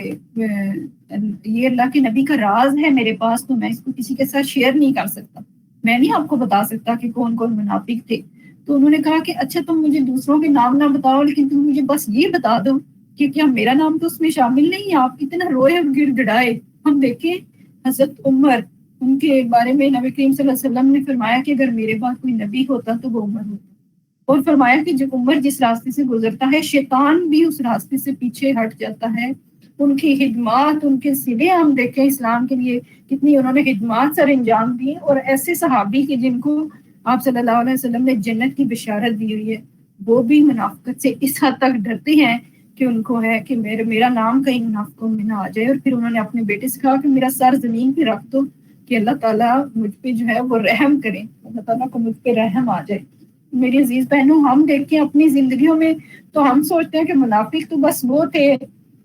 وہ ایسا کرتے تھے. ہم تو پتہ نہیں کیا کچھ کر کے بھی اپنے آپ کو پکا مسلمان ثابت کر لیتے ہیں اور اپنے آپ کو جو ہے وہ مطمئن کر دیتے ہیں، جسٹیفیکیشن دے دیتے ہیں اپنے آپ کو. اور یہ جو جسٹیفیکیشن ہم اپنے آپ کو دے دیتے ہیں نا، یہ پھر ہمیں توبہ کی طرف بھی نہیں آنے دیتی. یہ پھر ہمیں ایسے ہی مطمئن کر دیتی ہے کہ بس ہم تو بالکل ٹھیک ہے، ہم تو ایک دن صراط المستقیم پہ ہیں. جو راستہ ہم نے مانگا ہم تو سب کچھ ٹھیک کر رہے ہیں. تو ہمیں ضرورت ہے کہ ہم اپنی کمیوں کو، اپنی کوتاہیوں کو جو ہے وہ ان پہ نظر رکھیں اور ان پہ جو ہے دیکھیں کہ ہم کیا معاملات کر رہے ہیں، ہمارے لوگوں کے ساتھ معاملات کیسے ہیں، ہمارے رویے کیسے ہیں. کہیں ایسا تو نہیں کہ ہم اسلام کے راستے کی رکاوٹ بن گئے ہیں. ہم نمازیں بھی پڑھنے والے ہیں لیکن ہم ایسے کام کرتے ہیں، ہمارے اخلاق سے لوگ ایسے تنگ ہوں کہ وہ اسلام سے ہی دور ہٹنا شروع ہو جائے. تو اللہ تعالیٰ ہمیں بچائے ایسے کاموں سے اور ایسی چیزوں سے کہ ہم ان کو جو ہے ان سے بچنے والے ہوں. پھر آیت نمبر 42 اگلی آیت ہے، اس میں اللہ تعالیٰ کہتے ہیں، ارشاد فرماتے ہیں کہ اگر سفر آسان ہوتا تو یہ تمہارے ساتھ چل پڑتا. اگر اس میں فائدہ زیادہ نظر آ رہا ہوتا نا، مالے کی نعمت ملے گی اور سفر آسان ہوگا تو چل پڑتے. لیکن اب جب جو ہے وہ راستہ کھٹن ہے، حالات مشکل ہیں، تو اب وہ اللہ تعالیٰ کی قسمیں کھا کھا کر کہہ رہے ہیں کہ اگر ہم چل سکتے تو یقیناً ہم ساتھ چلتے، اور وہ اپنے آپ کو ہلاکت میں ڈال رہے ہیں. تو یہاں پہ ہم اپنا بھی ساتھ ساتھ جائزہ لیتے جائیں کہ جب آسانی کا معاملہ ہوتا ہے تو ہم اس کو مان لیتے ہیں، لیکن جہاں پہ کوئی مشکل پیش آتی ہے ہم فوراً سے اپنے قدم پیچھے ہٹا دیتے ہیں، ہم فوراً سے پیچھے ہٹ جاتے ہیں. ہم کہتے ہیں نہیں، اللہ معاف کرنے والا ہے، میرے سے تو یہ کام نہیں ہو جاتا. بلکہ ہمیں یہ کوشش کرنی چاہیے کہ ہم ہر دم تیار رہیں، ہر دم جو ہے وہ اس دین کی خدمت کے لیے کمر بستہ رہیں. اور جو بھی کام ہم اپنے گھروں میں بھی کر رہے ہوں، ہم صفائیاں کر رہے ہیں، ہم اپنے بچوں کے لیے کھانا بنا رہے ہیں، ہم اپنے گھر والوں کے لیے کام کر رہے ہیں، وہ بھی ہمارے لیے عبادت بن سکتے ہیں، بشرطیے کہ ہم ان کو صحیح نیت کے ساتھ کریں. پھر کیا کیا منافقین نے اس کے آگے بھی کہ جھوٹے بہانے اور طرح طرح کے بہانے اور بناوٹی عذر اور معذرتیں پیش کرتے رہے کہ ہم جی اس وجہ سے نہیں جا سکتے، اس وجہ سے نہیں جا سکتے، ہمیں معاف کر دیں، ہمیں یہ رکھیں، رخصت دے دیں. تو آپ صلی اللہ علیہ وسلم بھی ان کو رخصت دیتے گئے. آپ صلی اللہ علیہ وسلم ایون دو کہ منافقین کے بارے میں جانتے بھی تھے، پتہ بھی تھا کہ یہ جھوٹ بول رہی ہیں، لیکن آپ کی علم اور بردباری اتنی کہ آپ نے ان کو جو ہے وہ اجازت دے دی. اور اس بات پہ آیا نمبر 44 میں اللہ تعالیٰ کہتے بھی ہیں کہ آپ سے اجازت نہیں مانگتے، مگر جو لوگ اللہ اور روز آخرت پر ایمان رکھتے ہیں وہ تو کبھی بھی اجازت نہیں مانگیں گے، وہ تو کبھی بھی آپ سے درخواست نہیں کریں گے کہ ہمیں جو ہے وہ چھوڑ دیا جائے. بلکہ آیت نمبر 43 میں اللہ تعالیٰ کہتے ہیں کہ اللہ تعالیٰ آپ کو اللہ کو معاف کرے، آپ نے کیوں انہیں رخصت دے دی؟ اگر آپ ان کو اس وقت رخصت نہ دیتے تو ان کا معاملہ اسی وقت کھل جانا تھا، جانا تو انہوں نے تھا ہی نہیں، اور وہ سب پہ واضح ہو جاتا کہ یہی منافق ہیں اور یہی جھوٹے ہیں. اور اہل ایمان کی کیا بات ہے کہ وہ رخصت نہیں مانگتے، وہ رخصتوں پہ نہیں چلتے، وہ جو ہیں وہ اپنے آپ کو پیش کر دیتے ہیں، اپنے جان اور اپنے مال جو ہیں وہ اللہ کے راستے میں لگانے کے لیے نکل پڑتے ہیں. تو انفاق فی سبیل اللہ کا جو معاملہ ہمیں نظر آتا ہے غزوہ تبوک کے موقع پہ، بہت مشہور واقعات جو ہیں وہ اس موقع پہ صحابہ کرام رضی اللہ تعالیٰ عنہ کے ہیں کہ جنہوں نے اپنا مال جو ہے وہ اللہ تعالیٰ کے راستے میں دے دیا. حضرت ابوبکر رضی اللہ تعالیٰ عنہ اپنے گھر کا سارا سامان لے آئے، حضرت عمر رضی اللہ تعالیٰ عنہ اپنے گھر کا آدھا سامان لے آئے، حضرت عثمان رضی اللہ تعالیٰ عنہ میں کتنے 100 اونٹ اور کتنے گھوڑے جو ہیں وہ اللہ تعالیٰ کے راستے میں دیے، اپنا تجارتی پورا دے دیا بہت. اور صحابہ رضی اللہ تعالیٰ عنہ کا اتنا جذبہ ہمیں نظر آتا ہے. حضرت عبد الرحمن بن عوف یعنی جو جتنی کسی کی استطاعت تھی انہوں نے کیا. اور ایک صحابی کے بارے میں آتا ہے کہ ان کے پاس کچھ نہیں تھا تو انہوں نے ساری رات جو ہے وہ پھر یہودی کے اس کو کھیتوں کو پانی دیا، اور جو کچھ کھجوریں ان کو ملی تو وہ انہوں نے آدھی اپنے گھر میں دی اور آدھی لے کے آ گئے، اور کانپتے ہوئے ہاتھوں سے لے کے آ رہے ہیں کہ وہ تو لوگ اتنا کچھ دے رہے ہیں اور میرے پاس جو ہے وہ دینے کے لیے کچھ نہیں ہے، بس یہی ہے. تو آپ صلی اللہ علیہ وسلم نے ان کی وہ کھجوروں کو سارے ڈھیر کے اوپر، مال کے ڈھیر کے اوپر بکھیرا کہ یہ ان کی جو ہے یعنی اللہ کی ذات خلوص دیکھتی ہے. اللہ تعالیٰ ہمارے دلوں کا خلوص اللہ تعالیٰ دیکھتے ہیں. اللہ تعالیٰ یہ نہیں دیکھتے کہ کوئی کتنے ہزار پونڈ دے رہا ہے اور کوئی کتنے ہزار دے رہا ہے. جو زیادہ دے گا، جو 5-10 ہزار دے گا اس کی ویلیو زیادہ ہوگی، اور جو 50-60 پونڈ دے اس کی ویلیو نہیں ہوگی. بلکہ انسان اپنی قدرت کے مطابق جو دیتا ہے اللہ تعالیٰ اسی حساب سے اس کو جو ہے وہ اس کا اجر بھی دیتے ہیں، اور اسی حساب سے اس کا ریوارڈ بھی جو ہے وہ دیتے ہیں انشاءاللہ. اور پھر منافقین کے بارے میں بتایا گیا کہ اللہ تعالیٰ کہتے ہیں آیت نمبر 46 میں کہ اللہ تعالیٰ نے ان کا اٹھنا خود ہی پسند نہیں کیا. اگر وہ واقعی ان کا ارادہ نکلنے کا ہوتا تو وہ اس کے لیے کچھ تیاری کرتے، لیکن اللہ تعالیٰ کو ان کا اٹھنا پسند نہیں تھا، اس لیے بھی جو ہے وہ نے سست کر دیا اور کہہ دیا کہ بیٹھ رہو، بیٹھ رہنے والوں کے ساتھ۔ تو اس میں بھی مومنین کے لیے ایک طرح کی جو ہے ایک ریلیف تھا، کہ ایک طرح کی آسانی تھی کہ منافقین جو ہیں وہ اس سفر میں شامل نہیں تھے، کہ مومن جو ہیں وہ ان کے فتنوں سے اور ان کے فساد سے بچ گئے۔ کہ مدینہ میں آپ جیسے میں نے بتایا کہ اتنا صحابہ نے انفاق کیا اپنی اپنی استطاعت کے مطابق، تو منافقین جو ہیں وہ ہر موقع پہ سب کا مذاق اڑاتے، جو زیادہ دیتا اس کو کہتے کہ اچھا یہ ریاکاری کر رہا ہے، اچھا یہ دکھاوے کے لیے دے رہا ہے، اور جو کم دیتا تو اس کے بارے میں کہتے کہ اچھا یہ دیکھو یہ کھجوروں سے روم فتح کرنے جا رہے ہیں، یہ اس کھجور سے روم فتح کریں گے، یہ ایسے کریں گے، یعنی لوگوں کو ڈسہارٹ کرنا، لوگوں کو پیچھے ہٹانا، اور جو ہے طرح طرح کے الزام لوگوں پہ لگانا، اور ان کی جو نیکی کرتے ہیں ان کی اس نیکی پہ بھی شک کا اظہار کرنا۔ تو عزیز بہنوں، ہم بھی اپنے رویے دیکھیں، کہیں ہمارا بھی تو ایسا رویہ نہیں ہے، کہیں ہم تو ایسا نہیں کرتے کہ کوئی ہمارے سامنے ہمیں کسی کی نیکی کا پتہ چلے کہ فلاں نے جو ہے یہ اتنا مال دیا اللہ تعالیٰ کے راستے میں، تو ہم تو نہیں یہ کہتے کہ وہ دکھاوے کے لیے کر رہی ہے، ہم اپنا جائزہ ساتھ ساتھ لے لیں۔ یا اگر کوئی کسی کے بارے میں ہمیں پتہ چلتا ہے کہ وہ نہیں دے رہی تو ہم کہتے ہیں اچھا شاپنگ تو بڑی کرتی ہے، اچھا اور تو بڑی چیزیں معاملات کرتے ہیں، تو اللہ کے راستے میں دینے کے لیے۔ اب ہر کسی کی استطاعت اس کو خود سے پتہ ہے، جو بھی اللہ کے راستے میں دیتا ہے اس کی نیت جو ہے اس کا جاننے والا اللہ کی ذات ہے۔ ہم دوسروں پہ جو ہے وہ اس طرح کے فتوے لگانا اور اس طرح کے تبصرے کرنا جو ہے وہ چھوڑ دیں، کیونکہ اس سے دوسرے لوگوں کی دل آزاری ہوتی ہے، اور ہمیں کوئی حق نہیں ہے کہ ہم دوسرے لوگوں کے ساتھ جو ہے وہ اس طرح کا معاملہ کریں۔ پھر اس کے بعد جو ہے آیت نمبر 53 میں بتایا گیا ہے کہ 51 میں پہلے کہ اللہ کو ماننے والے اور دنیا کو یہ سب کچھ سمجھنے والوں کی ذہنیت میں کتنا فرق ہوتا ہے۔ اصل فرق جو ہے، اصل چیز جو ہے وہ سوچ میں ہی، سوچ کا ہی فرق ہوتا ہے کہ لوگ کیا سوچ رہے ہیں، کس طریقے سے جو ہے وہ آ رہے ہیں۔ تو یہاں پہ اللہ تعالیٰ نمبر 51 میں بتا رہے ہیں، ان سے کہو ہمیں ہرگز کوئی برائی یا بلائی نہیں پہنچتی مگر وہ جو اللہ نے ہمارے لیے لکھ دی ہے۔ اللہ ہی ہمارا مولا ہے اور اہل ایمان کو اسی پر بھروسہ کرنا چاہیے۔ اور یہ چیز کہ مومنین کے ساتھ جو بھی معاملہ پیش آتا ہے اس میں بھلائی ہوتی ہے۔ اگر کوئی مشکل پیش آ گئی تو اس میں صبر کا رویہ رکھا جاتا ہے جو فائدہ مند ہے، اگر نعمت مل گئی تو شکر کا رویہ رکھا جاتا ہے جو وہ بھی فائدہ مند ہے۔ پھر جب غزوہ کے لیے نکل رہے ہیں تو اگر جو ہے وہ شہید ہو گئے تو اللہ کے راستے میں شہادت کا درجہ مل جائے گا، اور اگر جو ہے وہ فتح یاب ہو کے لوٹے تو وہ بھی ایک خوش قسمتی ہے کہ غازی بن کے واپس آئے ہیں، فتح یاب ہیں۔ اپنے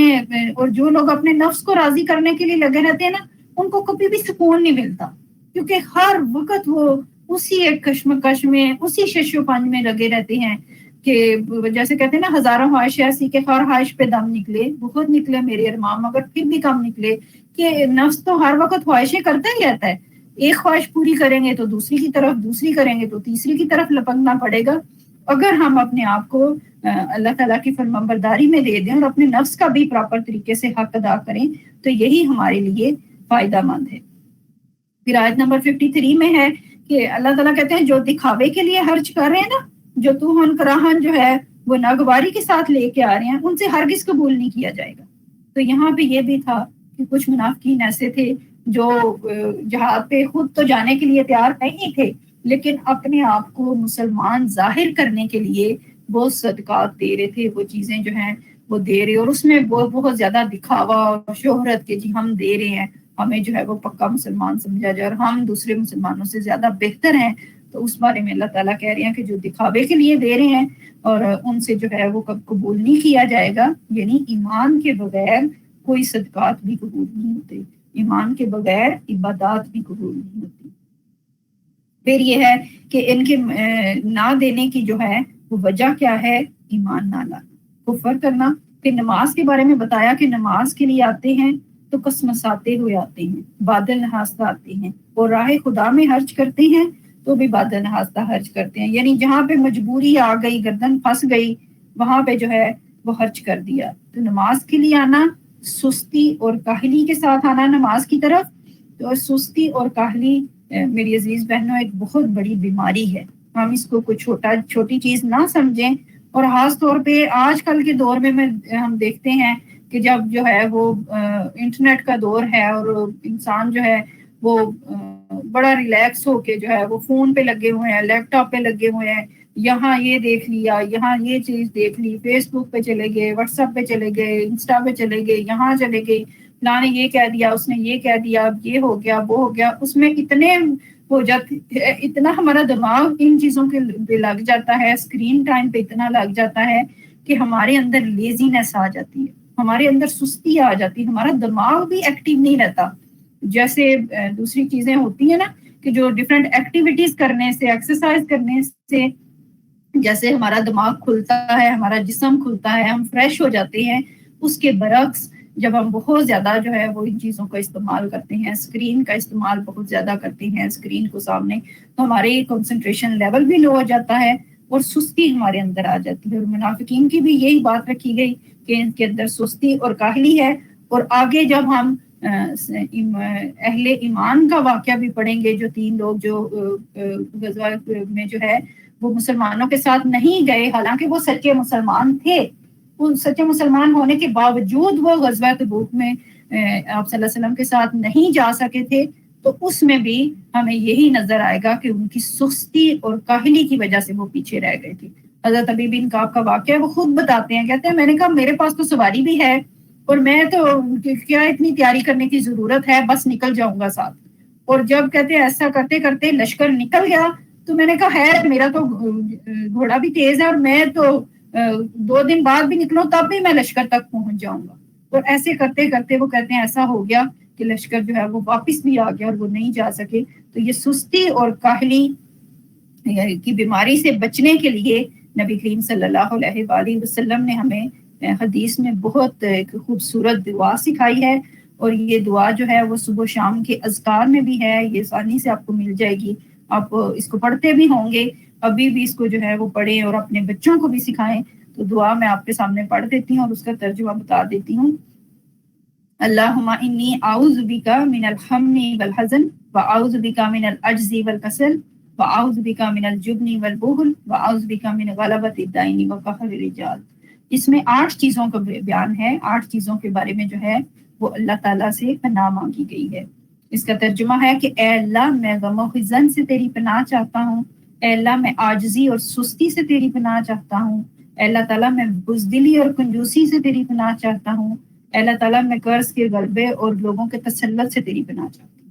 کتنی خوبصورت دعا ہے. ہم اپنا جو ہے وہ معمول بنا لیں کہ ہم ضرور صبح و شام کے اذکار میں اس دعا کو پڑھیں. اور اس دعا کے بارے میں جو روایت آتی ہے وہ حضرت ابو امامہ رضی اللہ تعالیٰ عنہ کے بارے میں آتی ہے. انصاری صحابی ہیں, تو وہ مسجد میں بیٹھے ہوئے آپ صلی اللہ علیہ وسلم کو نظر آئے, تو آپ صلی اللہ علیہ وسلم نے ان سے پوچھا کہ ابو امامہ کیا بات ہے, میں تمہیں دیکھتا ہوں کہ نماز کے علاوہ بھی تم یہاں پہ جو ہے وہ مسجد میں بیٹھے ہوئے ہوتے ہو. تو انہوں نے کہا کہ اللہ کے رسول صلی اللہ علیہ وسلم مجھ پہ جو ہے وہ قرضہ بہت زیادہ ہے لوگوں کا, اور میرے پاس مال کی جو ہے وہ بہت کمی ہے, غربت بہت زیادہ ہے, تو میں اسی پریشان حالی میں جو ہے وہ یہاں پہ بیٹھا ہوا. تو ان کو آپ صلی اللہ علیہ وسلم نے یہ دعا سکھائی کہ تم یہ دعا جو ہے وہ پڑھا کرو. تو انہوں نے یہ دعا پڑھنی شروع کی اور الحمدللہ ان کے تمام مسائل جو ہیں وہ حل ہو گئے اللہ تعالیٰ کی مدد سے. تو ہم نے یہ دیکھنا ہے یہ جو ہمارے رویے ہوتے ہیں نا, جو ہماری ایکٹیونیس ہے, وہ بھی تو ہماری شخصیت کی عکاسی کر رہی ہے نا, کہ ہم کوئی ایسے لیزی بیٹھے تو نہیں کہ ایک جگہ پہ بیٹھے تو ادھر ہی بیٹھے رہ گئے, اب وہ گھنٹہ گزر گیا اور ہمیں جو ہے وقت گزرنے کا احساس ہی نہ ہوا اور ہم اسی چیز پہ جو ہے وہ لگے رہے. تو اللہ کرے کہ ہم ان چیزوں سے جو ہے وہ سستی اور کاہلی سے بچنے والے ہوں اور ان چیزوں پہ اللہ تعالیٰ ہماری مدد کریں. اب آگے چلتے ہیں آیت نمبر 60. آیت نمبر 60 میں اللہ تعالیٰ نے جو زکوٰۃ کی مدات ہیں ان کا ذکر کیا ہے کہ 8 مدات ہیں, 8 طرح کے لوگ جن کو جو ہے وہ زکوٰۃ دی جا سکتی ہے. تو وہ میں آپ کے سامنے پڑھ دیتی ہوں کہ یہ صدقات تو دراصل فقیروں اور مسکینوں کے لیے ہیں, اور ان لوگوں کے لیے جو صدقات کے کام پر مامور ہیں, اور ان کے لیے جن کی تالیف قلب مطلوب ہو,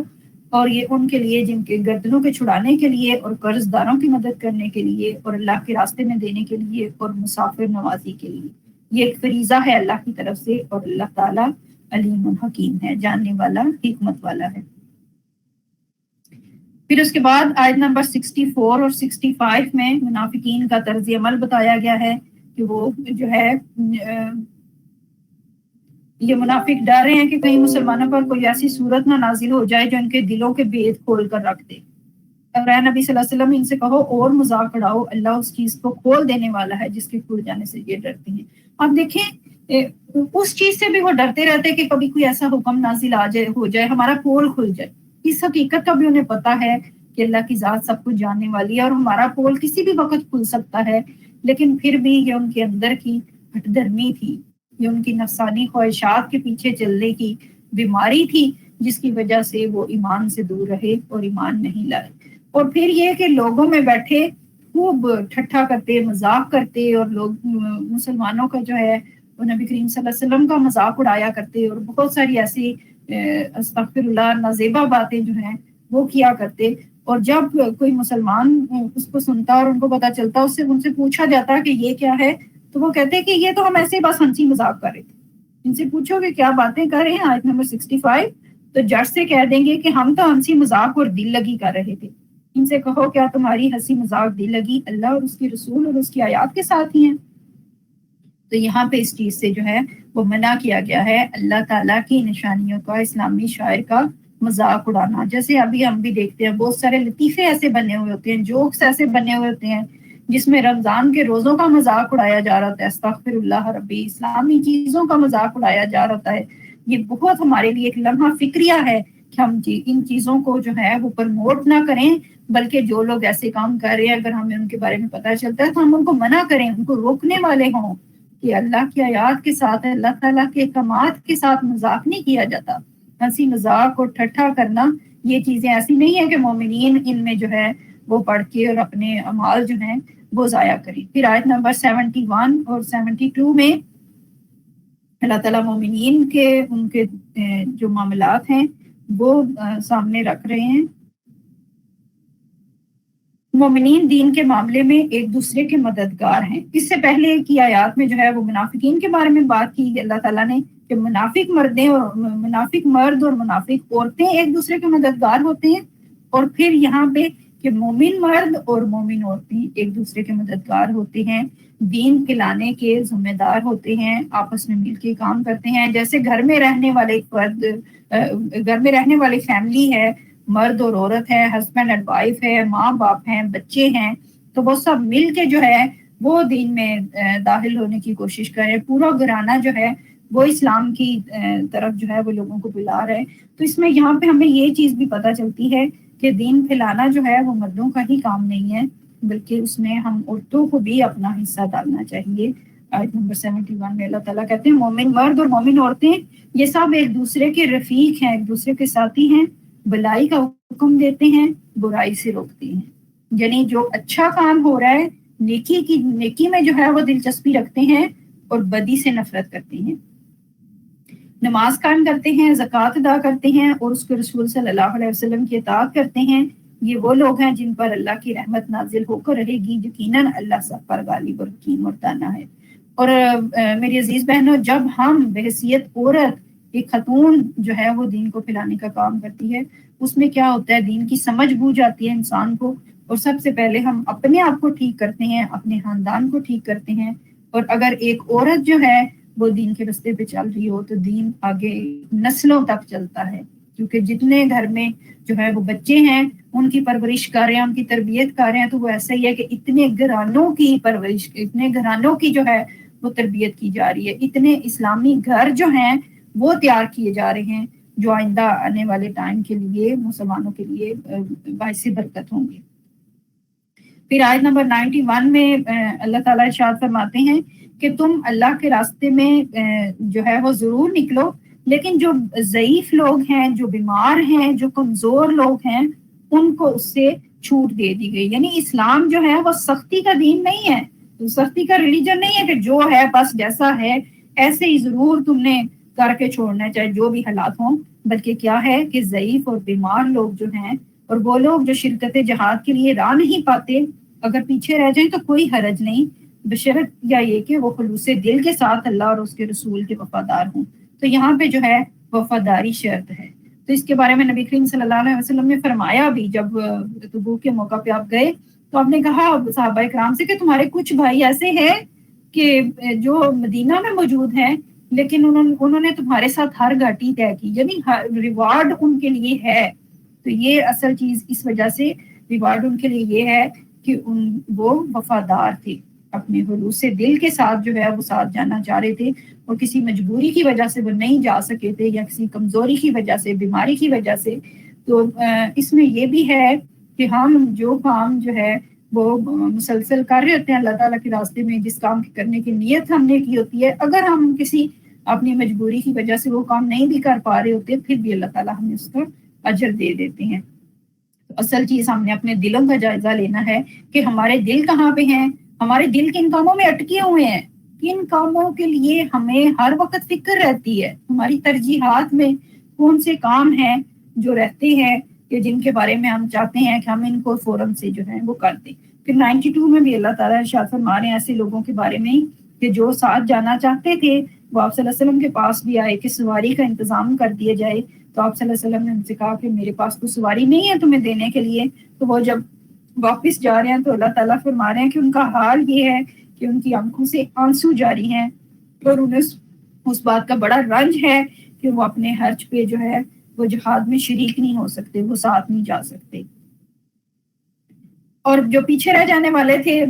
وہ پھر قسمیں کھاتے ہوئے میں بعد میں بھی آئیں گے کہ تمہاری واپسی پر قسمیں کھائیں گے تمہارے سامنے کہ تم صرف نظر کر دو. تو اللہ تعالیٰ کہتے ہیں صرف نظر ہی کر دو ان سے. لِتُعْرِضُوا فَأَعْرِضُوا عَنْهُمْ، وہ چاہیں گے کہ ہمارے ہم سے پوچھ تاچھ نہ کی جائے، ہمیں نہ پوچھا جائے کہ کیوں نہیں ہم گئے. اور اللہ تعالیٰ نے کہا کہ بس صرف نظر ہی ہے ان سے لوگوں سے کر دیا جائے، ان سے نہ ہی پوچھا جائے کہ وہ کیوں نہیں گئے. اور کیونکہ اللہ تعالیٰ نے آپ صلی اللہ علیہ وسلم کے سامنے ان کے معاملات جو ہیں وہ سامنے کر دیے تھے کہ یہ ان کا جو ہے وہ معاملہ ہے. اور اس میں جیسا میں نے بتایا کہ کچھ اور صحابہ بھی تھے جو نہیں جا سکے تھے، اور انہوں نے اپنے آپ کو ایک ستون کے ساتھ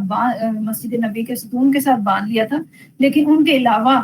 یہاں پہ جو ہے آیت نمبر 117 میں 107 میں جو ہے پہلے بات کر لیتے ہیں مسجد زرار کی. زرار کا مطلب ہوتا ہے نقصان پہنچانے والی. تو منافقین نے یہ کیا کہ مسلمانوں کے خلاف سازشیں کرنے کے لیے، پلان بنانے کے لیے ایک مسجد بنا دی، اور ان کا یہی تھا ان کا پلان کہ ہم یہاں پہ بیٹھ کے مسلمانوں کے خلاف جو ہے وہ پلاننگ کیا کریں گے، اور کوئی ہمیں اس کا پوچھنے والا بھی نہیں ہوگا کہ بظاہر تو ہم جو ہے وہ مسجد میں بیٹھے ہوئے ہیں. تو اللہ تعالیٰ کہہ رہے ہیں کہ کچھ لوگ ہیں جنہوں نے ایک مسجد بنائی اس غرض کے لیے کہ دعوت حق کو نقصان پہنچائیں اور اللہ کی بندگی کی بجائے کفر کریں اور اہل ایمان میں پھوٹ ڈالیں. تو ان کی وہ جو مسجد ہے اس کو نہیں قبول کیا گیا، بلکہ نبی کریم صلی اللہ علیہ وسلم کو نے غزوہ تبوک سے واپسی پہ حکم دیا کہ اس کو ڈھا دیا جائے، اس کو گرا دیا جائے. اور اللہ تعالیٰ کہہ رہے ہیں کہ مسجد جو ہے اس کی بنیاد تقویٰ کے پہ ہونی چاہیے. لمسجد اسست علی تقویٰ من اول یوم، کہ جو پہلی مسجد قباء بنائی گئی اس کی بنیاد جو ہے تقویٰ پہ ہے، اور اس میں ایسے لوگ ہیں کہ جو پاکیزہ رہنا پسند کرتے ہیں، اور اللہ تعالیٰ پاکیزہ رہنے والوں کو پسند فرماتا ہے. پھر آیت نمبر 111 میں اللہ تعالیٰ نے مومنین سے تجارت کرنے کا معاملہ جو ہے وہ ہمارے سامنے رکھا ہے، اور اس آیت کو ہی انشاءاللہ ہم اپنی آج کی آیت بھی رکھیں گے. ان اللہ اشتری من المؤمنین انفسهم واموالهم بان لهم الجنہ، کہ بے شک اللہ تعالیٰ نے، حقیقت یہ ہے کہ اللہ نے مومنوں سے ان کے نفس اور ان کے مال جنت کے بدلے خرید لیے ہیں. جنت کے بدلے خرید لیے ہیں. وہ اللہ کی راہ میں لڑتے اور مارتے اور مرتے ہیں اور ان سے جنت کا وعدہ ہے. یعنی ہم انسانوں نے اللہ کے لیے اللہ اپنے نفس جو ہیں اللہ کو جو ہے وہ بیچ کے تو اس کے بدلے میں جنت خرید لی ہے، جنت کا سودا کر لیا ہے اللہ تعالیٰ سے کہ اللہ تعالیٰ ہمیں جنت کی نعمتیں عطا کر دیں، اور اس کے بدلے میں ہم نے کیا کرنا ہے، ہم نے اپنی اس دنیا کی زندگی کو اللہ کے راستے میں لگانا ہے، اللہ تعالیٰ کے بتائے ہوئے طریقے کے مطابق گزارنا ہے. اور اللہ سے بڑھ کر کون ہے اپنے وعدے کو پورا کرنے والا؟ بس خوشیاں مناؤ اپنے اس سودے پر جو تم نے اللہ سے چکا لیا ہے، اور یہی سب سے بڑی کامیابی ہے۔ تو میری عزیز بہنوں، میرا یہاں پہ اپنے آپ سے بھی اور آپ سے بھی یہی سوال ہے کہ کیا ہم لوگ اس چیز کے لیے تیار ہیں؟ کیا ہمیں اس چیز کا ادراک ہے کہ ہم نے اللہ تعالیٰ سے یہ سودا کیا ہوا ہے اور ہم نے اپنے نفسوں کو بیچا ہوا ہے، اللہ کے ساتھ تجارت کی ہوئی ہے کہ ہم اپنے آپ کو اور اپنے مالوں کو اللہ کے راستے میں لگا دیں اس جنت کے بدلے میں جس کی وسعت زمین و آسمان جتنی ہے۔ پھر اس کے بعد آیت نمبر 112 میں بھی اللہ تعالیٰ جو ہے وہ مومنین کی صفات بتا رہی ہیں، بہت پیاری آیات ہے، کچھ لوگوں کو یہ یاد بھی ہوگی، اور اس کو جو ہے وہ جو چیزیں یہاں پہ بتائی گئی ہم تھوڑا سا اپنے آپ کو جو ہے وہ اس پہ پیمانے پہ رکھ کے دیکھیں کہ ہم میں یہ کتنی چیزیں ہیں موجود ہیں اور کیا ہم اس کے لیے کتنا جو ہے وہ کرتے ہیں۔ اللہ کی طرف بار بار پلٹنے والے، اس کی بندگی بجا لانے والے، اس کی تعریف کے گن گانے والے، اس کی خاطر زمین میں گردش کرنے والے۔ یعنی میں اس کی عربی پڑھتی ہوں، عربی کی آیات بہت خوبصورت دل کو لگتی ہیں۔ التائبون العابدون الحامدون السائحون الراکعون الساجدون الآمرون بالمعروف والناہون عن المنکر والحافظون لحدود اللہ وبشر المؤمنین۔ تو آج کا ایک کام ہمارا یہ بھی ہوگا کہ ہم یہ دیکھیں کہ ہم کتنی توبہ کرنے والے ہیں، کتنی اللہ کی بندگی بجا لانے والے ہیں، کتنی اللہ تعالیٰ کی حمد و ثنا کرنے والے ہیں، کتنی اللہ کے راستے میں زمین میں چلنے پھرنے والے ہیں، کتنے اللہ کے آگے رکوع اور سجدے کرنے والے ہیں، کتنا نیکی کا حکم دینے والے اور بدی سے روکنے والے ہیں، اور کتنی اللہ تعالیٰ کی حدود کی حفاظت کرنے والے ہیں۔ تو ایسے مومنوں کے لیے اللہ تعالیٰ کہتے ہیں کہ خوشخبری ہے۔ پھر آیت نمبر 117 اور 118 میں اللہ تعالیٰ نے ان مومنین کا معاملہ جو ہے وہ بتایا ہے۔ یہ گروپ 4 کی آیات ہم ابھی دیکھ رہے ہیں، آیت نمبر 27 تک یہی رہیں گی گروپ 4 کی آیات۔ تو اس میں جو ہے جیسے میں نے بتایا حضرت ابی بن کعب رضی اللہ تعالیٰ عنہ بڑے ڈیٹیل کے ساتھ وہ جو واقعہ ہے وہ بعد میں بھی بتایا کرتے تھے کہ ایسے ہوا اور ایسے میں جو ہے وہ بس سستی کی وجہ سے اور کاہلی کی وجہ سے نہ جا سکے۔ تو پھر جب نبی کریم صلی اللہ علیہ وسلم واپس آئے ہیں تو انہوں نے فوراً سے جا کے اپنی اس کمزوری کا اقرار کر لیا، منافقین کی طرح کوئی بہانے نہیں بنائے، کوئی چیزیں ان کے سامنے نہیں رکھیں کہ بھائی یہ ہو گیا تھا، یہ ہو گیا تھا، یہ بیماری تھی، یہ مشکل تھی، یہ پریشانی تھی، یہ تکلیف تھی، بلکہ کہا کہ اللہ کے رسول صلی اللہ علیہ وسلم میں جانے پہ قادر تھا لیکن میں اپنی سستی کی وجہ سے نہیں جا سکا۔ میرا حالانکہ وہ بتاتے ہیں کہ ان کا ارادہ بھی یہی تھا، وہ یہ ارادہ کرتے کہ اچھا کل نکلوں گا، اچھا آج نکلوں گا، میرا تو گھوڑا تیز ہے، میں بس فوراً سے پہنچ جاؤں گا، ابھی لشکر نکلا تو کیا ہوا، میں زیادہ تیز جا کے 2 دنوں میں ان کو جا لوں گا، پہنچ جاؤں گا ان تک۔ تو ایسا کرتے کرتے وہ رک گئے تھے، تو انہوں نے وہ بتا دیا۔ تو اللہ تعالیٰ نے ان کے لیے جو ہے وہ یہ رکھا کہ جو 3 صحابہ تھے ان کو نبی کریم صلی اللہ علیہ وسلم نے ان کو فرمایا کہ ان کے ساتھ جو ہے وہ ان کا معاملہ بھی مؤخر ہے اور ان کے ساتھ جو ہے وہ کوئی بھی بات نہیں کرے گا۔ تو دوسرے جو 2 صحابہ ہیں وہ اپنے گھروں میں رہتے تھے، تو حضرت ابی بن کعب کہتے ہیں کہ میں جاتا تھا نماز کے لیے بھی اور کوئی بندہ میرے ساتھ بولتا نہیں تھا، میرے سلام جواب تک نہیں دیتا تھا۔ تو یہ دیکھیں کہ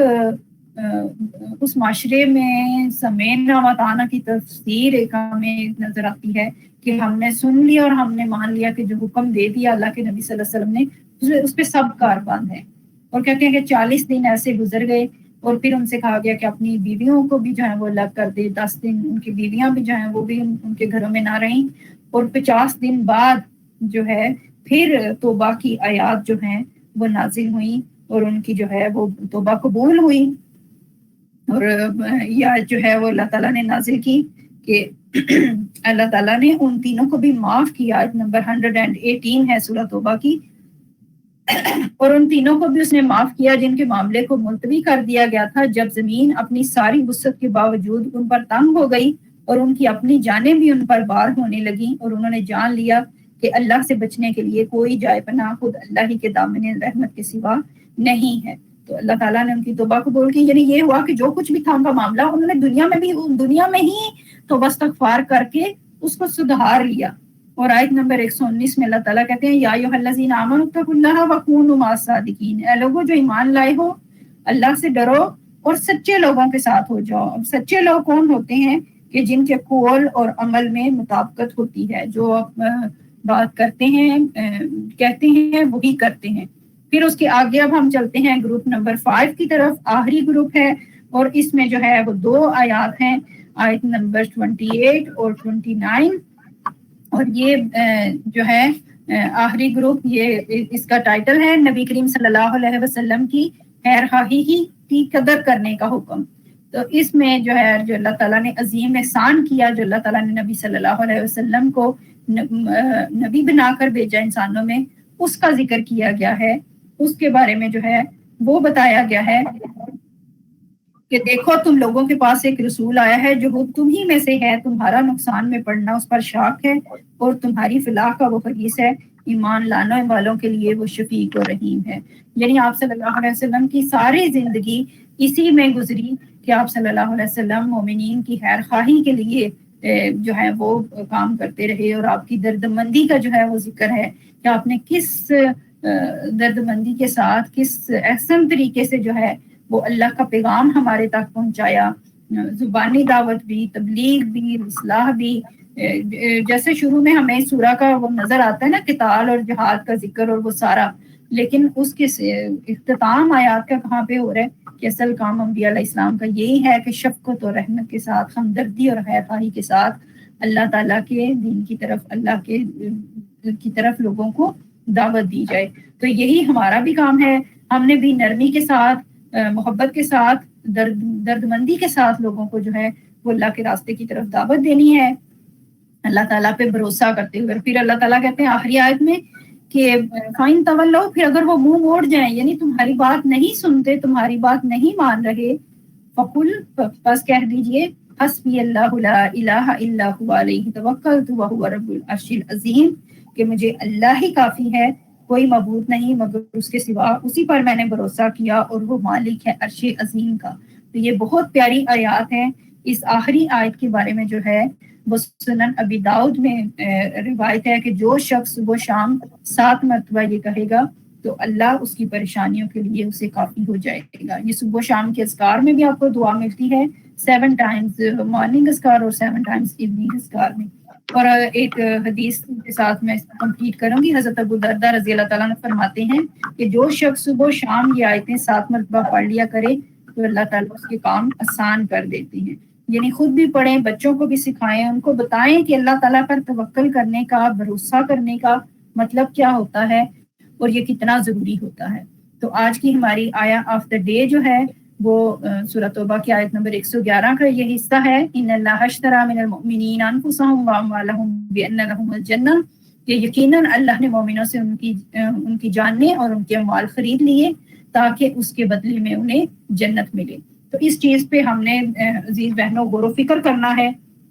کہ ہم نے اپنی جانیں اور اپنے مال اللہ کے راستے میں لگا دینے ہیں. اللہ کے ساتھ جو ہم نے یہ تجارت کی ہے, جو وعدہ کیا ہے, اس کو جو ہے وہ وفا کرنا ہے تاکہ اس کے بدلے میں اللہ تعالیٰ ہمیں جنت دے سکیں. اور ایک دفعہ اگر ہم اس کو جو ہے سارے ٹاپکس کا خلاصہ سامنے رکھ لیا جائے کہ مشرکین عرب کے خلاف جو جہاد اعلان برات کی آیات جو ہم نے پڑھی, ان کا مقصد ہم نے دیکھا. پھر بنی اسرائیل کے ساتھ, اہل کتاب کے ساتھ یہود و نصارہ کے خلاف جہاد کا حکم, اس کی آیات ہم نے دیکھی. غزوہ تبوک کا موقع جو ہے وہ ہم نے دیکھا, منافقین کا طرز عمل ہم نے دیکھا, اور پھر نبی کریم صلی اللہ علیہ وسلم کی خیر خواہی کرنے کی قدر کرنے کا, خیر خواہی کی قدر کرنے کا حکم ہم نے سنا. تو ہم ساری چیزوں پہ سمینا واتانا کہتے ہیں کہ ہم نے سنا اور ہم نے مان لیا, اور جو بھی ٹپس ہم نے یہاں پہ اپنے لیے رکھی ہوں گی, جو سوچی ہوں گی, جو آپ نے اپنے نالج سے, اپنے علم سے, اور جو کچھ میں نے تھوڑا بہت بتایا اس سے جو اپنے لیے اچھی